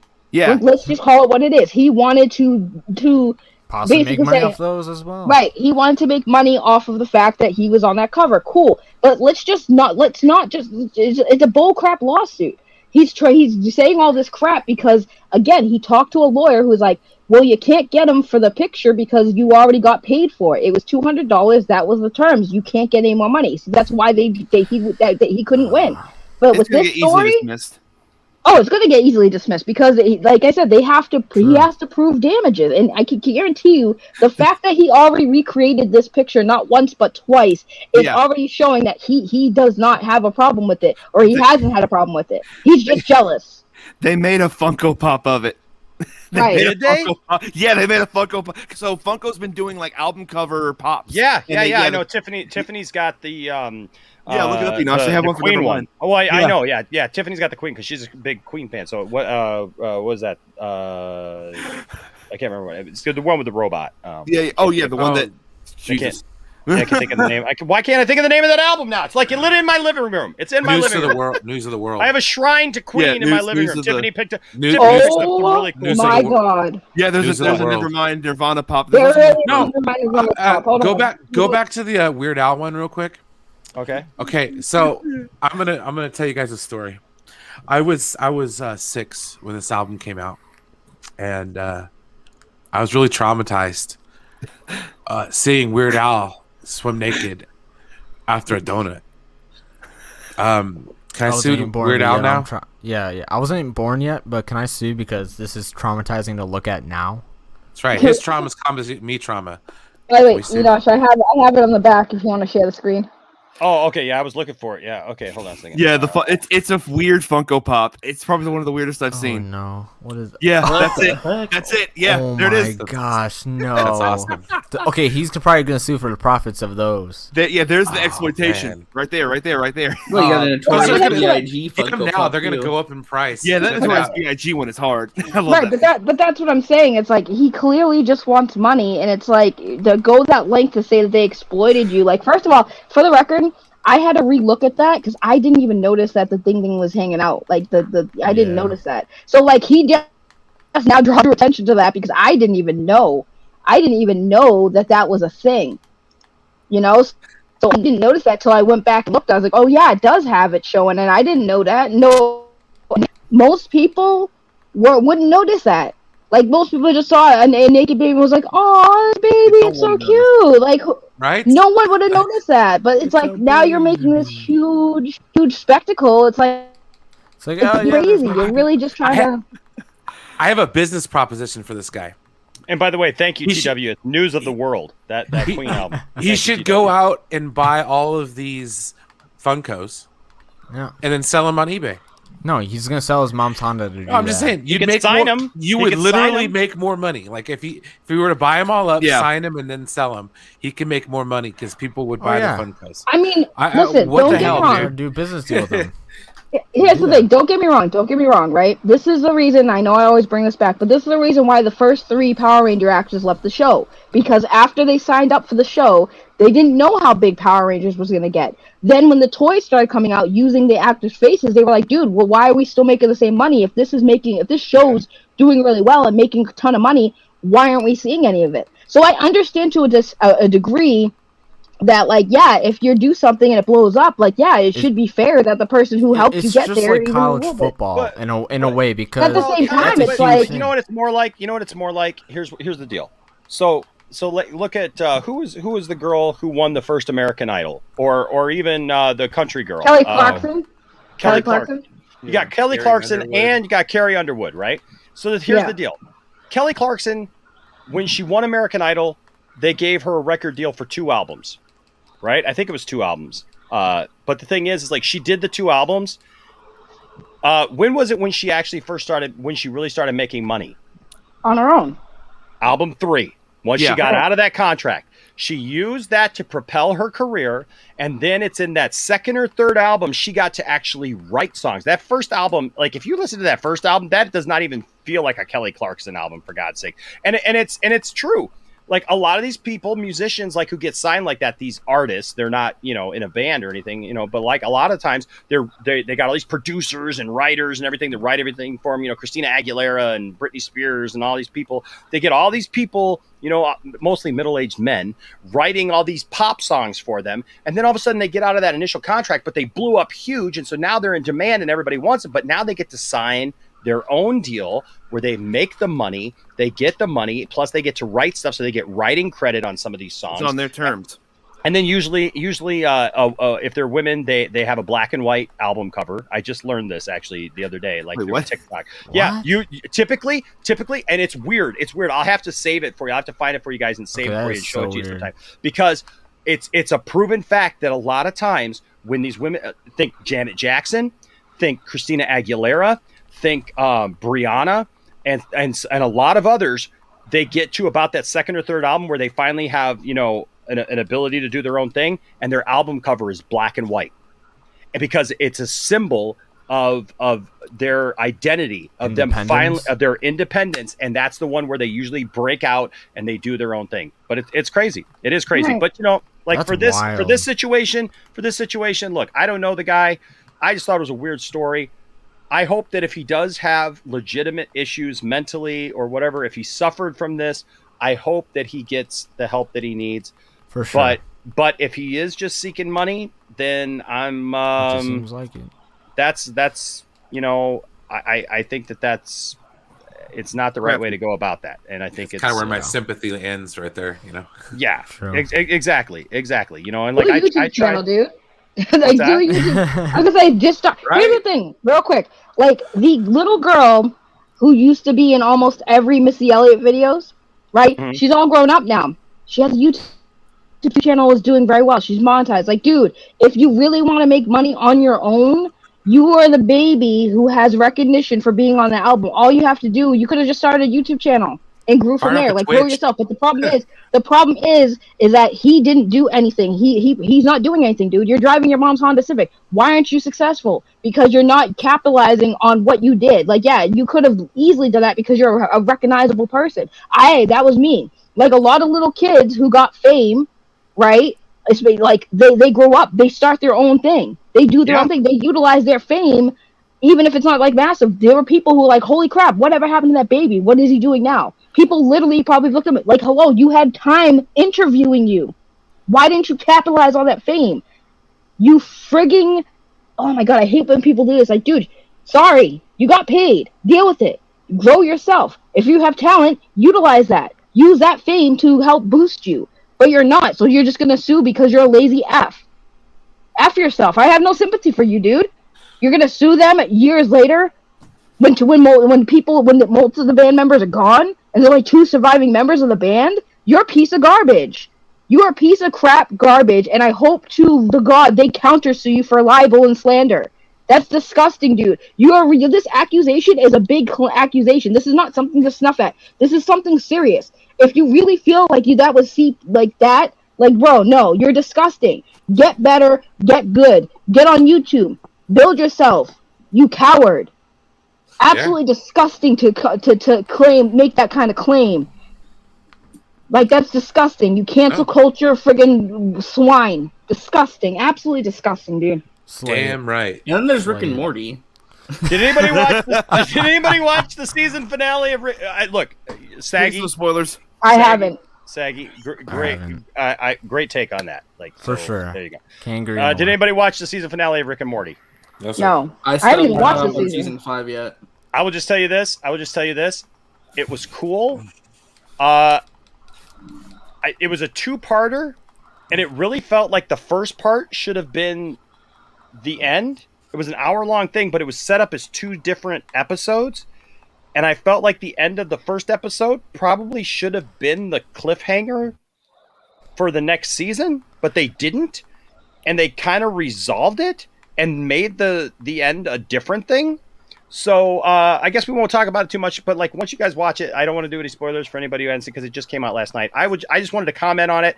I love Rick and Morty a lot. I love this show. They made more for sure. Yeah, and they got a lot more coming. I thought that it was good, and I think I'm really interested to see where they're going to take this, because the ending of this season, it does a lot. Yeah, I heard it went pretty crazy. Have they like gone back around to the evil Morty thing yet? With that, yes or no? Okay, just don't answer any questions. I just want to know, have they gotten back to it? No, I'm not saying tell me what happens. Don't answer. I can't answer that. Because the last thing I saw was him controlling the Citadel. We're finna fight. Wait, I know, no spoilers. No spoilers. No. I'm talking about like in like one of the previous. No. You're talking spoilers, but. Yeah, man. Oh my god, dude, you got to watch it. You got to watch it. Get on. All right. All right, man. I just cause it felt like, because I've seen part of season. Can I just say this? Hey, have you ever been frustrated with Rick Sanchez and some of the stuff that he does? No, not really. If you were Morty, would you be frustrated with some of the things that Rick Sanchez does? Yes, absolutely. Then you too are evil Morty. I like that. I feel like I'm gonna think about this conversation, Edosh, going back, and I'm like, oh my god, that's what he meant. Then you too are evil Morty. If you're a Morty and you have ever been frustrated with anything that Rick has done to you, and you have wanted to fight back and wanted to sue, can I sue?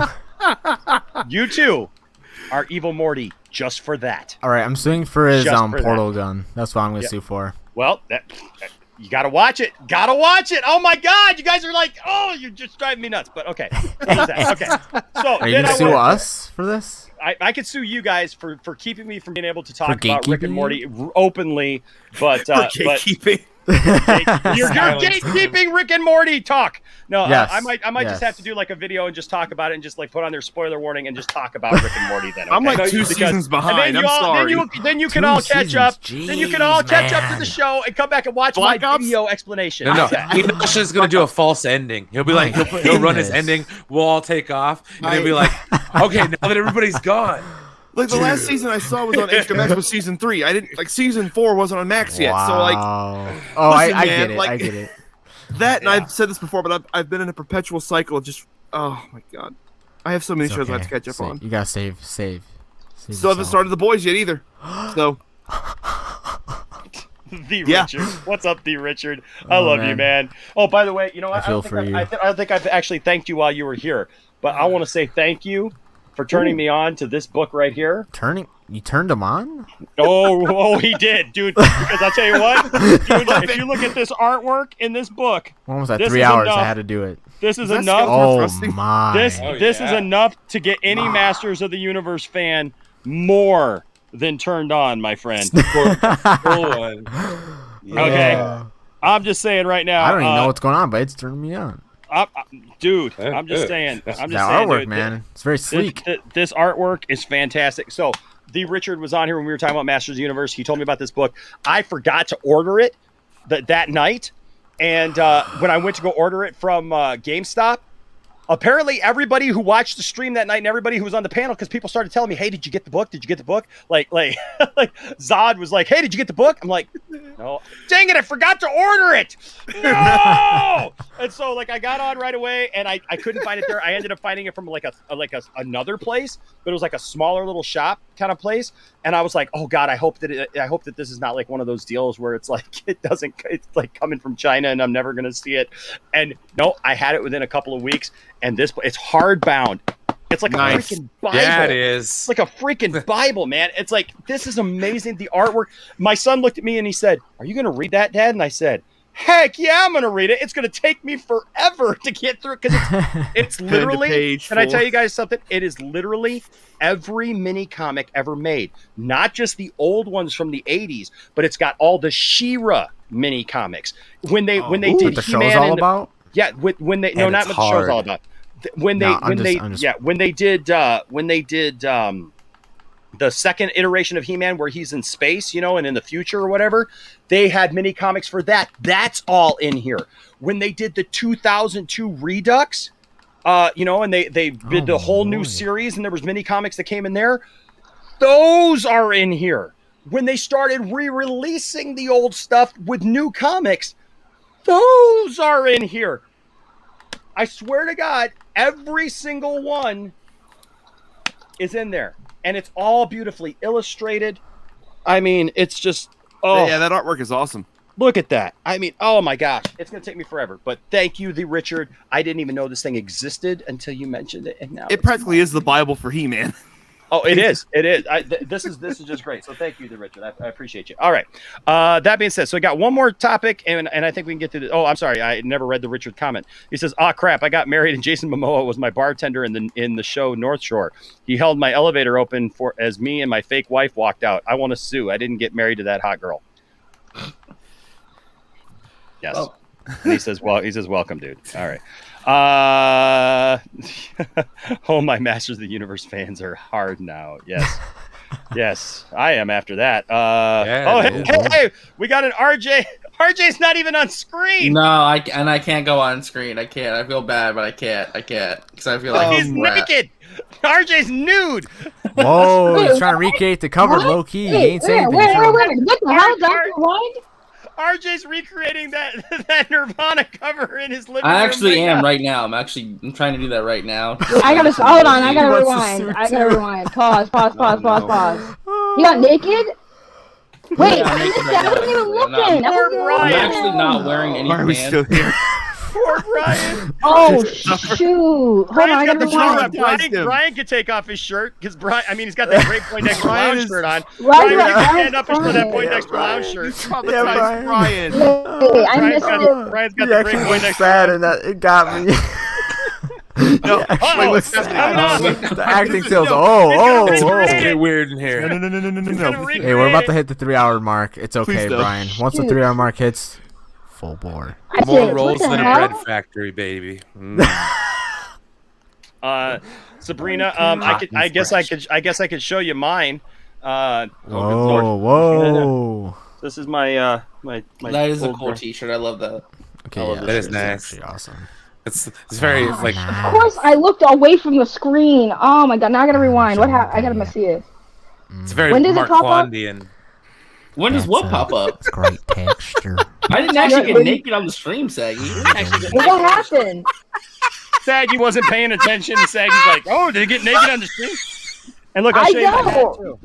Did you get naked? I gotta rewind. Hold on. I did, This actually.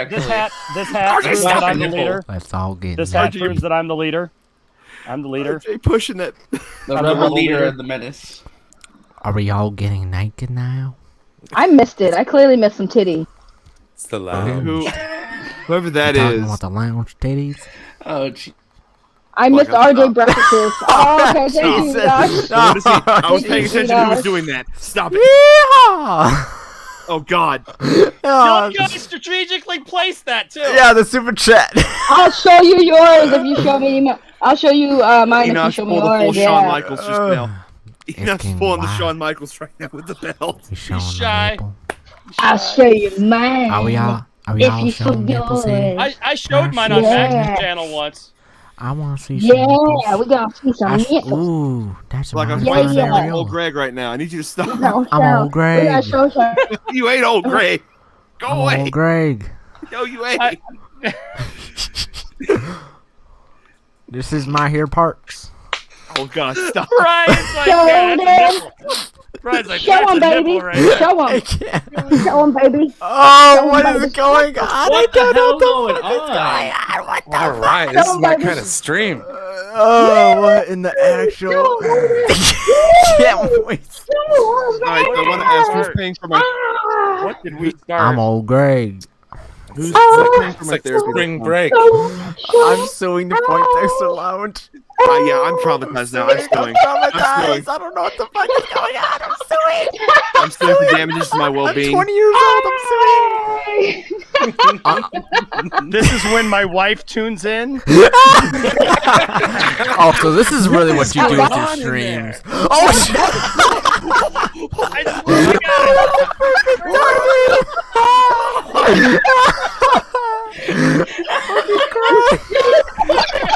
Oh my god, that's a perfect timing. Oh my god, that could not have been.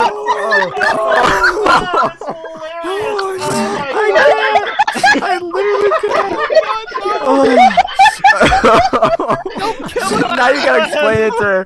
Now you gotta explain it. we just gotta get the look on your face. I can't breathe. I can't breathe. Breathe, man, breathe. Okay, don't breathe like that. man. Breathe differently. Oh, I'm sweating. I'm sweating. I can't. You sweating? This got me fucking. I'm laughing too hard. No, it's so hot in my room, and I'm laughing so hard. Okay, this Like is a classic. laugh, Now bro. you have to. Now you have to listen to me as I try to explain to my wife what just happened. Okay. You walked away. There we No, go. she didn't. We have. You can watch it, but I try to explain it to you, given what happened. So Sabrina gave a super chat because RJ always wears like very interesting T-shirts and stuff, and so we get super chats every once in a while asking RJ to stand up and reveal his full shirt, and I get to show mine. I've seen people ask about yours. Yeah, so it was a $2 super chat, and RJ wasn't even on screen. So we were talking about the baby from the Nevermind album, right? So apparently he's suing Nirvana and all the record companies and everybody and everything. He's getting into way too much detail. Yeah. Okay. Yeah, he's so, getting full context. Hey, it's my wife. I have to give her. This is a husband extended. Yes, and give her a full report. He's playing the strat right now. Shh. Yeah. See, even she says, even the kid, Superman Smolinski, like he wasn't. He didn't care. It's like, yeah, that's my junk. Okay. So yeah. So what happens is Man, $2 steal. check, but RJ says, Like, he's not even on screen. He says, I can't go on screen right now. Right? good? And I can't Yeah, show fine. anything. And Okay. I tried to joke with him. I said he was I'm all great. recreating I'm always fine. the Nirvana thing in his living room, right? And so we all started laughing, teasing RJ and stuff. And then swimming naked with headphones on, that would be impressive. yes, well, and then Saggy Saggy was looking away and thought that RJ, like, because I joked about that, Saggy thought it was happening. That he was standing up without a shirt on, and she's like, Well, "Where?" you did send shower pictures to me. I did send shower pictures to Saggy once. Yes, I did. I mean, not Saggy. It was What? Max, but Saggy saw him. Yeah, in her that's a defense, long Max story. started it. That's another stream. I am good. Oh, what is going on? So the funny thing was Saggy starts going on. She's like, "Oh, I missed some nipple." Right? And about RJ. And so, like, I jokingly, I had the super chat up, right? So the super chat's up right there, and like I was standing here, and like I went like this, but like it was blocking my nipple. It was blocking my, and I was doing this like little, recreate it. Let's recreate it. Yeah, I'm recreating it. So like I Like was the guy doing that did. kind of joke thing, whatever. And then Saggy stood up and like I don't know what Saggy was doing. Saggy was She was doing something. dancing in her room. I was Saggy was trying to get the stream demonetized. I was much. I was letting it all hang out. Saggy stood up. Saggy did not show anything. That was We perfect wouldn't be on timing, the air Saggy. right now. Okay, let me show Tiff. Hold on, let me show Tiff. Oh, she's All gonna right, show you we're what she's we're doing. Okay. recreating it all We're here. recreating it all. Okay. So We're Saggy trying to surprises being us like the all. guy. So Saggy's wearing a t-shirt, and I was doing this. Oh. And I said, "This is about the time that my wife shows up." And like on the stream, like asking me what the heck is going on. And honest to God, your head pops in the door, and I'm like, and I'm just like, Like the timing was perfect. It was. Oh, you can't timing- time that, dude. She's That you paid That can't was redo that. perfect. So Tiff just said it's all right because she gets the Nirvana album to herself. So We have to, that has to be a clip. That has to be a Hold clip. on, I'm making a video out of this, by the way. But tell Oh Tiff man. that dance was for her. I would love some Hot Pockets, baby. No, tell her the dance was for her. About Hot Pockets. You know, Why she's did that telling. feel like a euphemism? Dude, that was like the Like a perfect. euphemism, bro. Oh, that was Oh, like man. the perfect timing. That was probably one of the greatest That was moments in the greatest history of the moments Point of Dex. the Out of all show, streams yeah. I've been on here, this is probably my favorite, just because. Can I of- just say, Sabrina, you did not get RJ in a shirt, but you You just got a got whole you lot more. created one of the funniest moments on the lounge. This is the best stream. I'm favoriting this one. Y'all got me so messed up. I literally forgot I was on cam, and I literally lit up a smoke because I was like, "Holy crap, this is funny!" And I forgot I was on the stream when he put me up. I was like, "Oh shit, I got the cigarette in my hand." I felt like Lord Helmet. Like, can't recreate. what did you see? What did you see? No, I wasn't playing with my toys again. Oh my god, do you want Hot Pockets, babe? Yes, I want some Hot Pockets. But here, let me explain what happened here. That's not how I was showing my nipple on stream and it got crazy. Enosh caught in 4K. Oh man. I gotta go back. Actually, and clip I that. just paid for the 1080p Katsuka. Oh my gosh. That was Oh. the best moment ever I could ever. That was indeed a good one. Oh my! I never laughed so hard on the stream.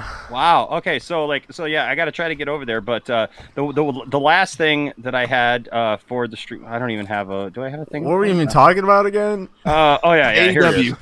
AEW Oh, yeah. all out, and we kind of talk. So I'm gonna be honest. Dang it! Of course, come on, mouse. Speaking Look about at Brian in his background, looking.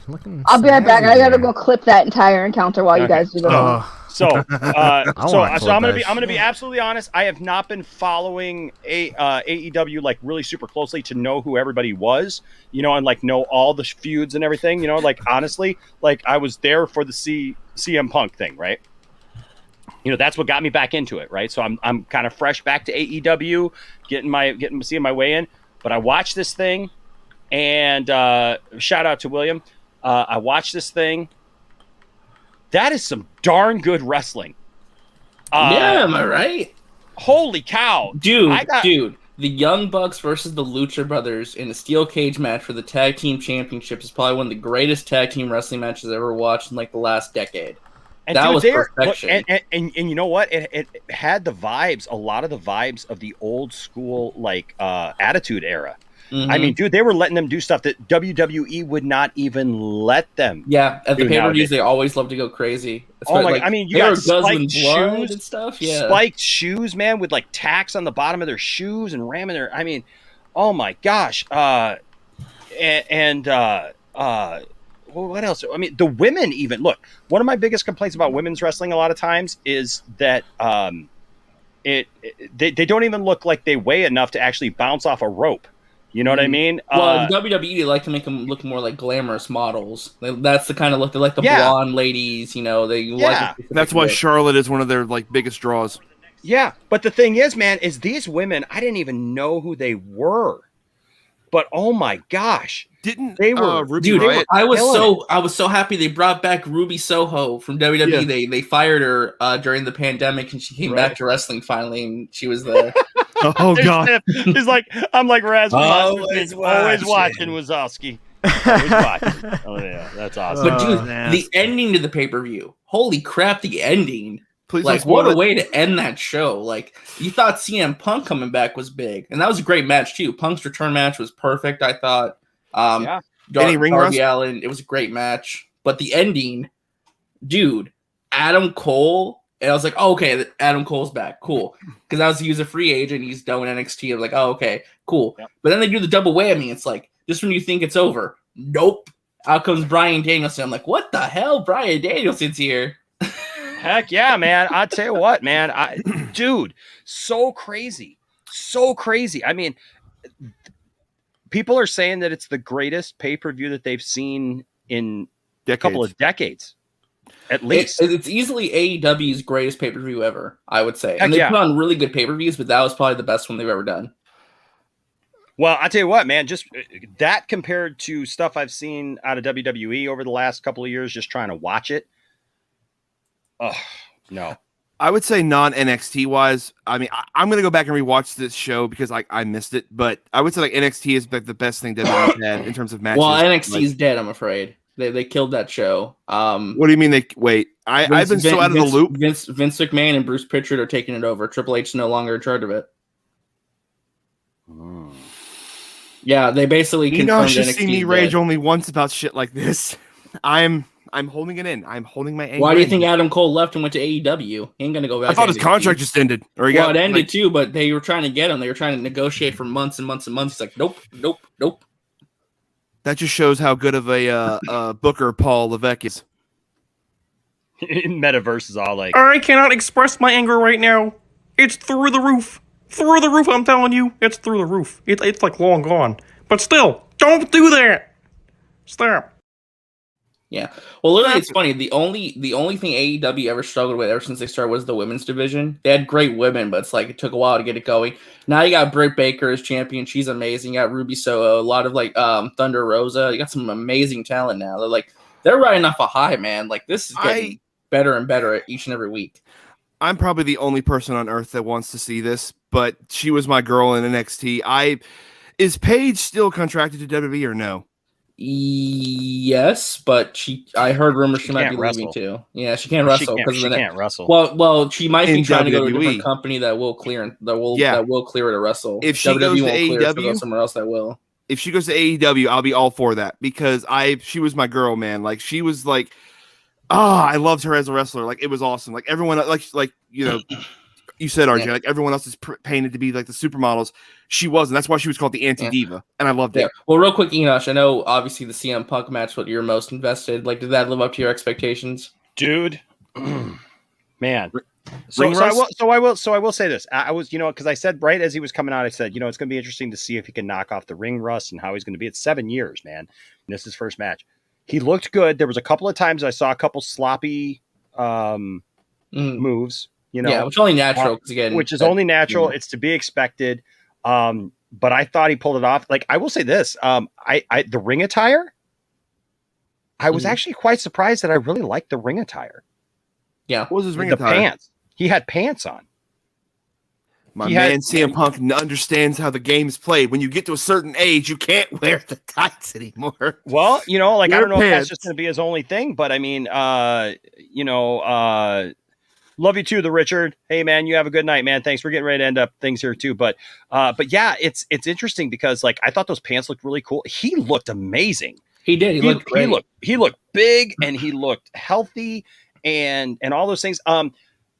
I guess my only problem with it was maybe the opponent that they threw him. I don't know Darby too well. Oh, Darby's fantastic, but he's the guy who like he's the dangerous guy. Like, not like in a bad way. I mean, like he's the guy who does the death-defying stuff. He'll put his body through the ringer. He was just so small that was the only problem that like we all kind of talked about a little bit. Punk picked him. Punk wanted him. Yeah, I know, and like that's fine, but he was so small, even compared to Punk, that it was like, like there were times where he did a few moves on Punk where I was like, was it not believable?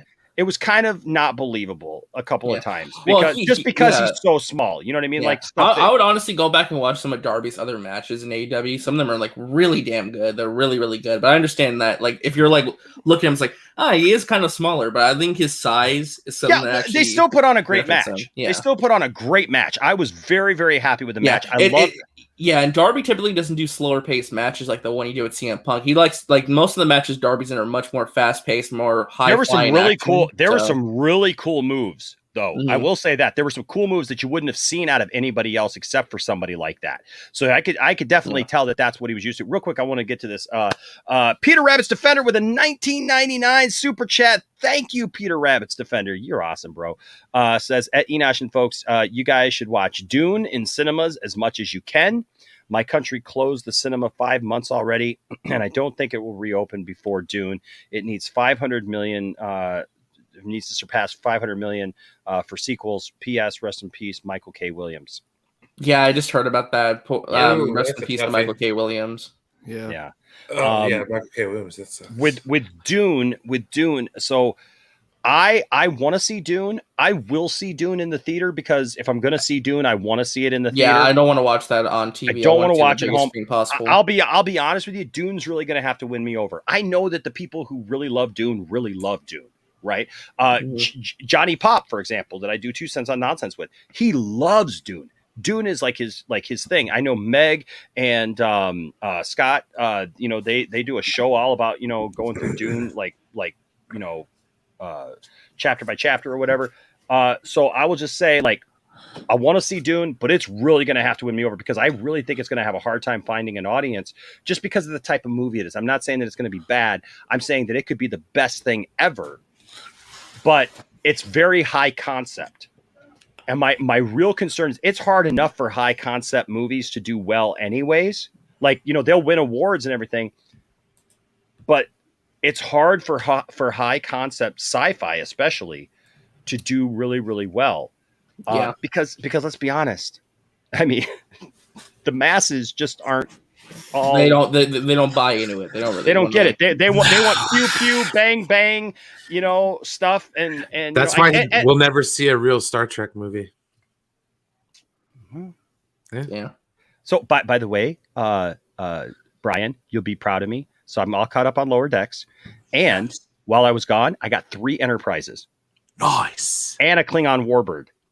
I got Enterprise D with battle damage. I got Enterprise E, and I got the Enterprise because say what you guys want about the new movies, but I like the Enterprise from the new movies. I think the Kelvin Enterprise isn't too bad. I think it's a pretty cool, and I got that in the box. Nice. Got that one in the box, dude. And I got a Klingon Warbird. So so very cool. I'll have to show them to you. But anyways, the thing is about Dune though, like I said, and I'll close that out. But Dune is one of those things. Like I never saw the original, I never read the book.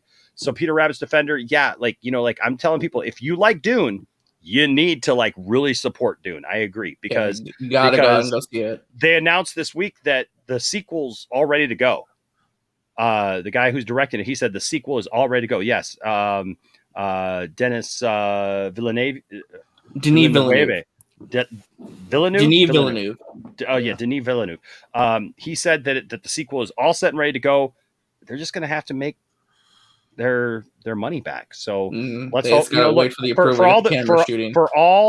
for all the Dune fans, I hope that it does well for you.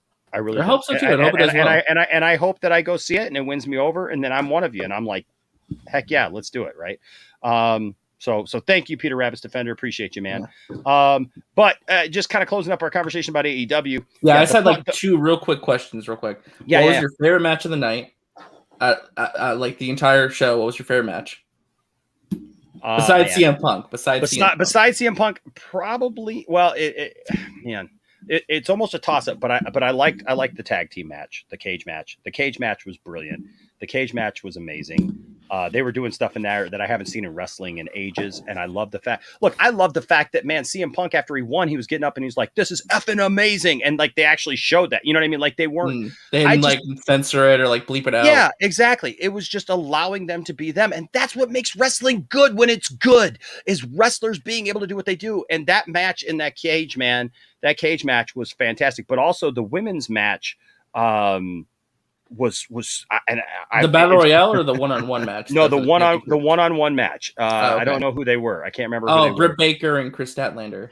Yeah, but I thought that was a good match too, especially for a women's match. Like I really believed it. You know, it's funny because I just saw the Big Show at Wrigley Field last week. Really? Yeah, he was at Wrigley Field. He threw out the opening pitch at Wrigley Field that night, and he sang "Take Me Out to the Ball Game." Yeah, that was kind of the match, like the in-betweener match, like warm the crowd up to get ready for like the main event, you know? Yeah. Like, but you know, that's right. the first time actually Tiffany kind of leaned over to me and she goes, you know, because we love the Big Show, you know, I love Paul White. He's just a nice guy. He's a big teddy bear, but you know, and those slaps, man, you still feel those slaps, right? I mean, like every time. I don't care how you know predetermined it is, man. Those slaps are going to hurt every time, but. I'm a little concerned because you look at the great Khali as he was getting up there and couldn't walk anymore. Oh yeah. And all he did was slap people. And it got really, really bad. And it was almost painful to watch a great Khali match. Yeah. I hope they don't keep doing Big Show matches, you know, just use them very sparingly. I thought he retired. Who, Great Khali? No, Big Show. No, he just wrestled at the pay-per-view last night. And the thing is, that was the first time I saw him where like you could tell he was having a hard time walking. But I thought he got his gigantism fixed. Like he got the surgery and everything. Oh, still, I mean, he's what, almost 50? Like, yeah. He just looked. He look when he was standing still, and he was slapping somebody. That was fine, but like that was really his only move, except for when people kind of run into him and he clothesline him or just throw him off. And so, like, I know Monkey Jeebus. You know, Khali was never good, but Khali, like, it was very, very painful. Okay, Sean C says here Paul White was just selling he got attacked on Wednesday. Yeah, he's really good at selling stuff like that, but they won't have him wrestle regularly. You know, I don't know. His legs looked a little like. Yeah, he's had a lot of surgeries and stuff. I know. So I hope the best for him because I really love Paul White. But I got to say, probably besides the CM Punk match, I got to go with the tag team championship, the tag team champion match. I mean, the title match at the end was good too. Yeah. What do you think? Okay, the last question. What do you think of the ending of the pay-per-view? And like, do you agree that's like a paradigm shift for like the whole wrestling industry, having Adam Cole and Daniel Bryan basically come out and join AEW? Yeah, dude, they are stacked now. Look, if WWE doesn't start paying attention to that, I mean, they got Jeff Hardy going after the 24/7 title. And it's trending. This is currently trending on my Twitter that Jeff Hardy's going after the 24/7 title, and I'm like, this is why I stopped watching because this doesn't make sense to me. But y'all about to make me start watching AEW, bro. Like I've been gone from wrestling for about honestly, you should have been watching AEW. To be fair, everyone should have been. I agree. Look, I checked out years ago, man. Like, but it was good like 2 years ago. It's even better now. So Jimmy brings up a good point because like there's all these rumors now that Bray Wyatt is coming, yet they're still selling his merchandise in WWE, which is something they usually don't do. They usually cut the merchandise once somebody's gone. And it's been said that he's gone, so I'm wondering if it's a work, because did you see? Like they tried to do with Punk?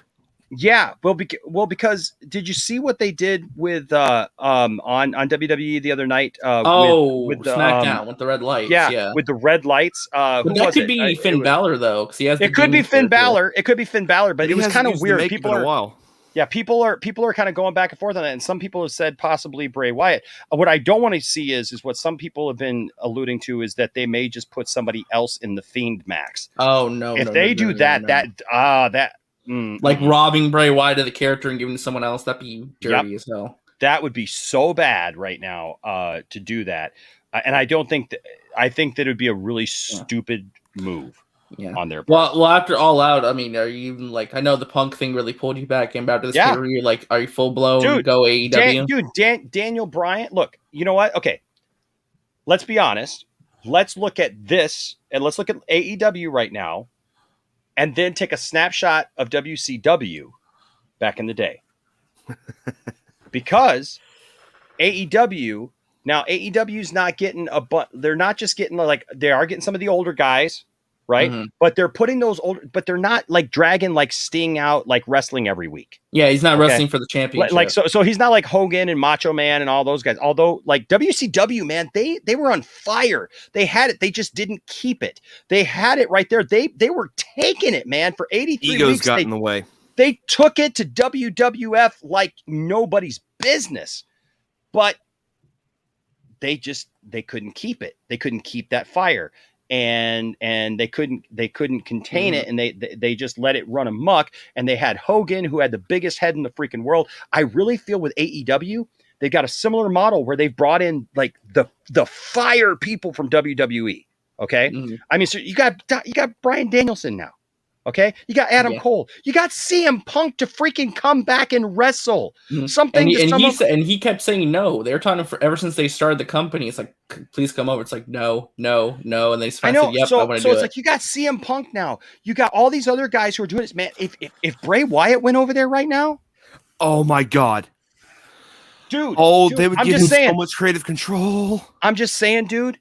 You have the makings there of them to be able to do what WCW did, but with a big difference.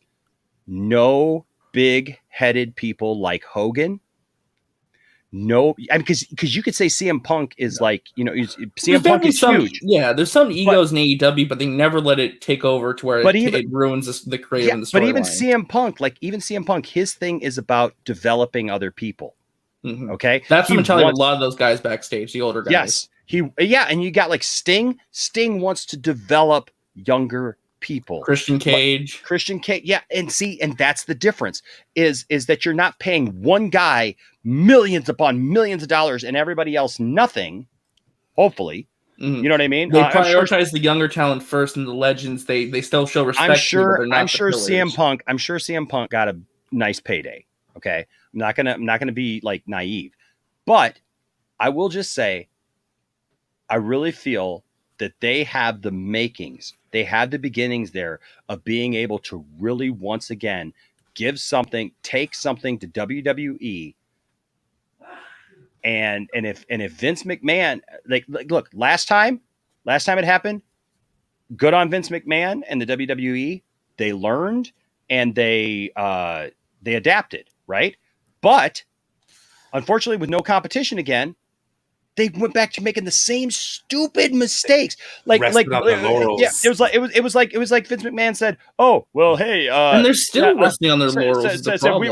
We don't have to do anything. I can go back to doing wrestling the way that I want to do sports entertainment. I don't have to do this other stuff and give people. Who cares about Japan? Who cares about Ring of Honor? Who cares about all these young kids that nobody knows? We'll put them in the minor leagues. We'll put them in the minor leagues and do some wrestling thing down there. But we don't care about that. We're going to do the stupid gimmicks. We're going to do the stupid stuff again. And you lose the audience. But the thing is I think they've had the feeling of like, well, where else is the audience going to go? Well, you look at that stadium for that pay-per-view, and not just the pay-per-view, but the shows leading up to the pay-per-view. And like, since they've gone live, people are at those AEW events and they show the whole arena, folks. Yeah, not they're just half selling the out. arena like WWE has been doing, showing half an arena, because the other side of the arena is empty, moving people over and stuff. So I'm just saying they really, really, really have a chance of really bringing back. The fire has been lit under WWE's Bringing butt. back a new era era of wrestling. And I hope so. I really hope so. Really quick here. Peter Rabbit's Defender with the $4.99 super chat says, best moment of WWE during 2000s. Mine would be The Rock versus Stone Cold in WrestleMania 17. Stone Cold joined Vince McMahon's team in WWE versus Alliance, WCW versus and ECW. Yeah. So, look, many great memories with wrestling. And I hope that we see many more. And like I said, I really feel that it has a chance. Real quick, because I do have to get over to the other stream because I promised. But RJ, what was your favorite match of the night?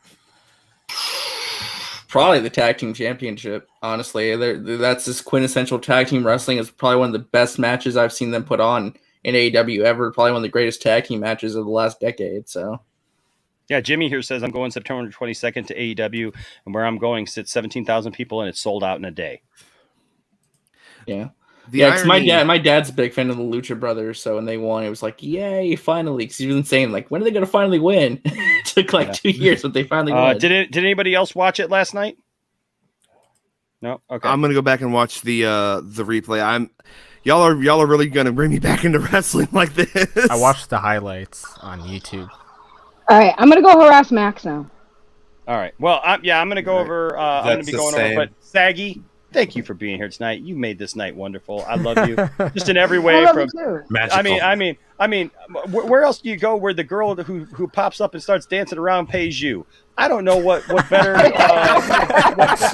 what better world there is. No, Saggy. Did you see the clip I made? Do you see it? No, I haven't seen it yet. No. I tagged you in it. Oh Lord! Pull it up there in the stream. Oh Lord! Oh Lord! I made a clip too. Just a recap for anyone who missed it. Oh, Black Ops! Oh God! Where is it? I tagged you. Oh, you'll see it. Oh wait, hold on. Wait, oh, you tagged me on Twitter? Yeah, I was on Twitter. Oh, okay. Hold on a second. Let me see what I can see. It looks better on Twitter than it does when I upload it on my YouTube. This week on the Poindexter Lounge. Hold on a second. Oh dear sweet Jesus, this is gonna be rough, isn't it? Oh my God, Tiff's face was priceless. I could not. Yeah. As soon as I saw that, I was like, I have an idea for a video. It's perfect. Well, while that's getting pulled up, Here's. Oh God. Oh God. This week on the Poindexter Lounge, we need Ray. I missed RJ breakfast. Oh, okay, thank you, Josh. I was paying attention who was doing that. Stop it.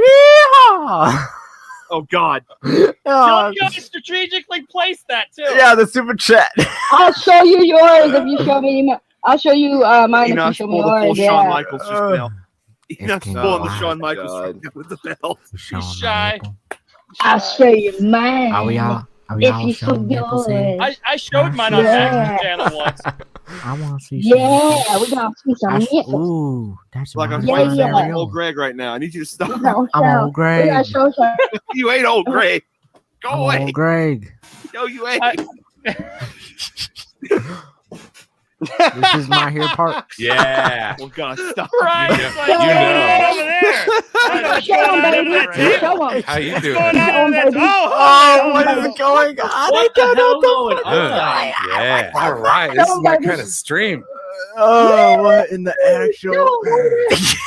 Can't wait. All right, so I want to ask who's paying for my. What did we start? I'm old Greg. It's like spring break. I'm suing the Poindexter Lounge. Yeah, I'm traumatized now. I'm suing. I don't know what the fuck is going on. I'm suing for damages to my well-being. 20 years old. I'm suing. This is when my wife tunes in. Oh, so this.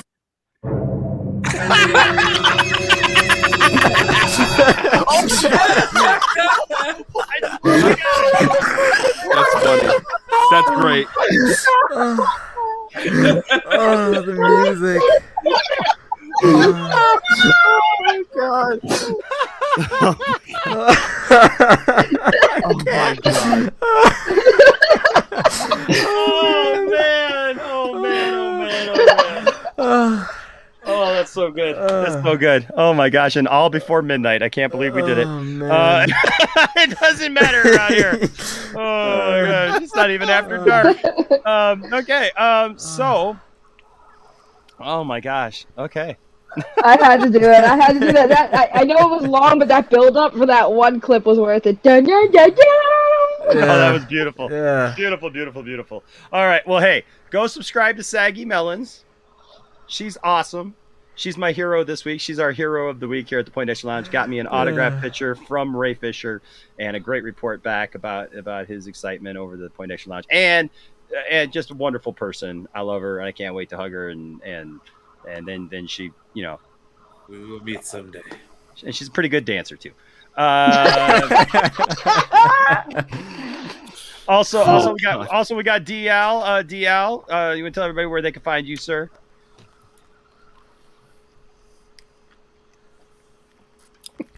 I think that stuff killed him. DL's girlfriend was watching. Oh no! He's like, all right, I gotta turn it off. I ain't on a stream, honey. Okay. Wait, Black Ops. Where are you, man? Well, you can find me on YouTube at Black Ops GMB01 and at Twitch at Black Ops JV. Thank you, Caleb. RJ, where can they find you, sir? Yeah, if you want to follow me, Resident Justice, Twitter, Instagram, YouTube, all that good stuff. And yeah, see, I'll probably be doing a spoiler discussion of Shang-Chi tonight, so be on the lookout for that. Awesome. Metaverse. You can find me on Twitter at @themostmeta, and you can find me on all podcasting platforms. Just type in Talking Meta, and you can now find me on YouTube. I finally did a stream last night. It was awesome, except for the last 20 minutes. But anyway, YouTube is awful. Anyway, I'm gonna post a link in the chat just because there's so many metaverses out there that I need to differentiate myself. But yeah, if y'all want to follow me on there, I'm gonna do another stream probably this Thursday covering the PlayStation event. Cool. And Brian, Master of None, sir. Well, you can find me on my channel, Brian, the Master of None. What was that? It's my face mask. Oh, hey, check that awesome. out. That's very cool. Teespring. Yeah. And you got a T-shirt of that? Oh yeah, I do. Dude, I didn't even know you had a Teespring. Yeah, just very small. I kind of did it when I had to start. No, I was asking about your Teespring. Oh, my Teespring. I haven't checked it in a while. I got 2 shirts, a couple logos. Sorry, I don't promote myself very well, folks. I said I didn't know you had a Teespring. You go, so it's just very small. I said, no, I was asking about your Teespring. That's a cool shirt, though, man. Hold that up again. It's just my. It's a neck gaiter. It's one of those. Is that you got a shirt of that? Yeah, I do. I'm gonna check that out. It's dirty. It needs to be in the wash. That looks cool, man. Yeah, absolutely. The link is in my channel description. All right, cool. For the cool. And let's see. I already told you to go subscribe to Saggy, but Saggy, do you have anything else to say, my dear? No. What was that? Is that a fart? No, I just That sounded like a fart. It sounded like a distant fart. Oh my god, Brian! You get the Master of None on your face. You put that on. It's like, who robbed from me? Oh, it was the Master of None. Oh, we know. That's right. Brian. I should make a Saggy Melons mask so I could say you can get some Saggy Melons on your face.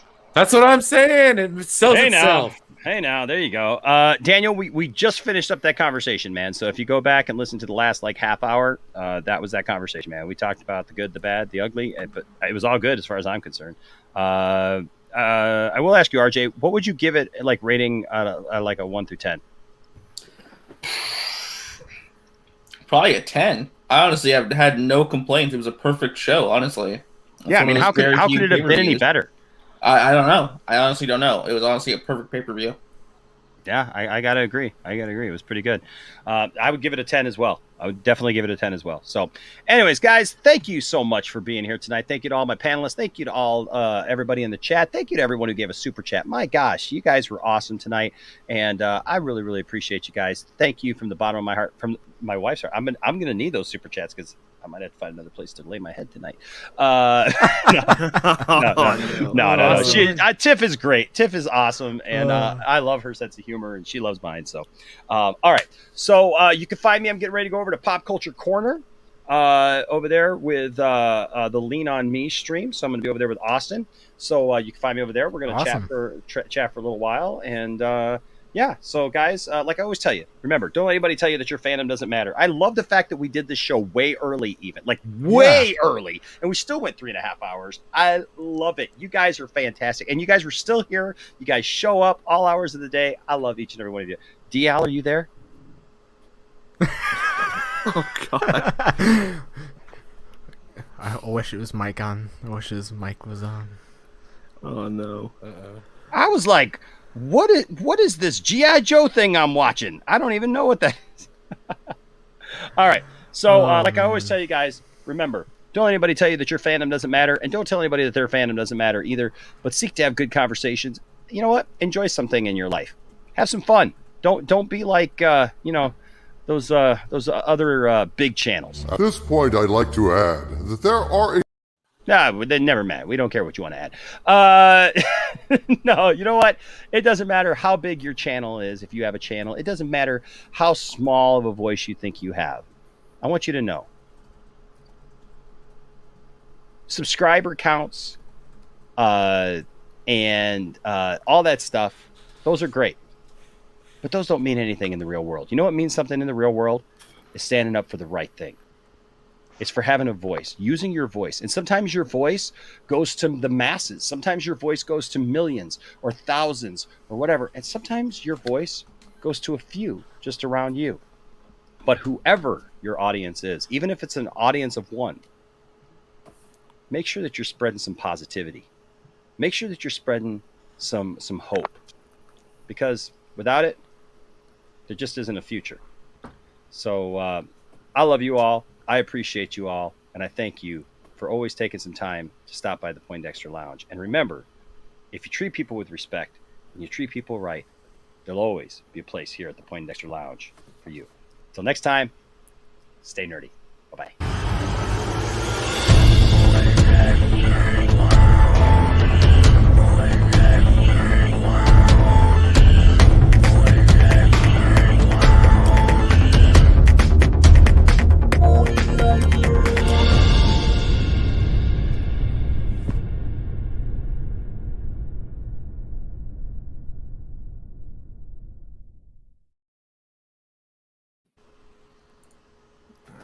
Oh, I'm still here. Go. I got the link. I'm sorry. Well, because I wanted to put the link. The link for the stream that I'm going to is right there now. All right. So now you have the link. And yeah. Sorry that I canceled out my stuff. Oh. wait, what happened? DL! Oh, I love it. We actually finished the show, but I still am broadcasting. So DL, you still have your chance, bro. No, you're still good, man. Tell it. What happened? I love this stream. Love this stream. This is hilarious. DL, tell everybody where they can find you. I'm so sorry, guys. Oh my goodness. We're still on the air, DL. Are you okay? Are you okay? Do we need to call the cops? Brother. We're still on the air, DL. It was okay. Yeah.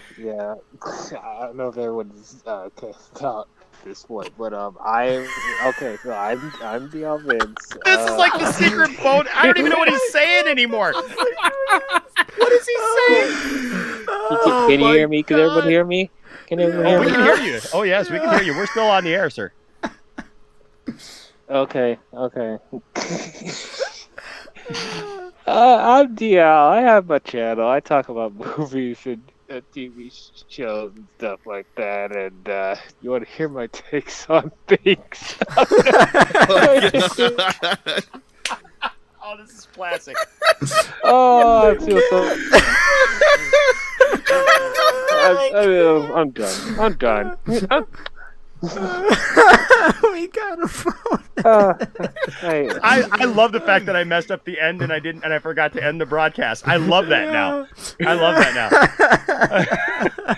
Hey DL, yes. Oh DL, we love you. Nice. I love you, DL. I love you, DL. Go subscribe to DL. Anyway, this time, no, for sure. So I put the link to where I'm going right there. Nothing. You're good. You're good, bro. All right. So there's the link. We love you all. Have a good night, everybody.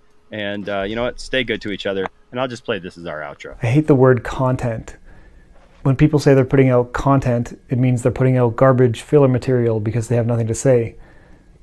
With that being said, I have now completed my content for the day.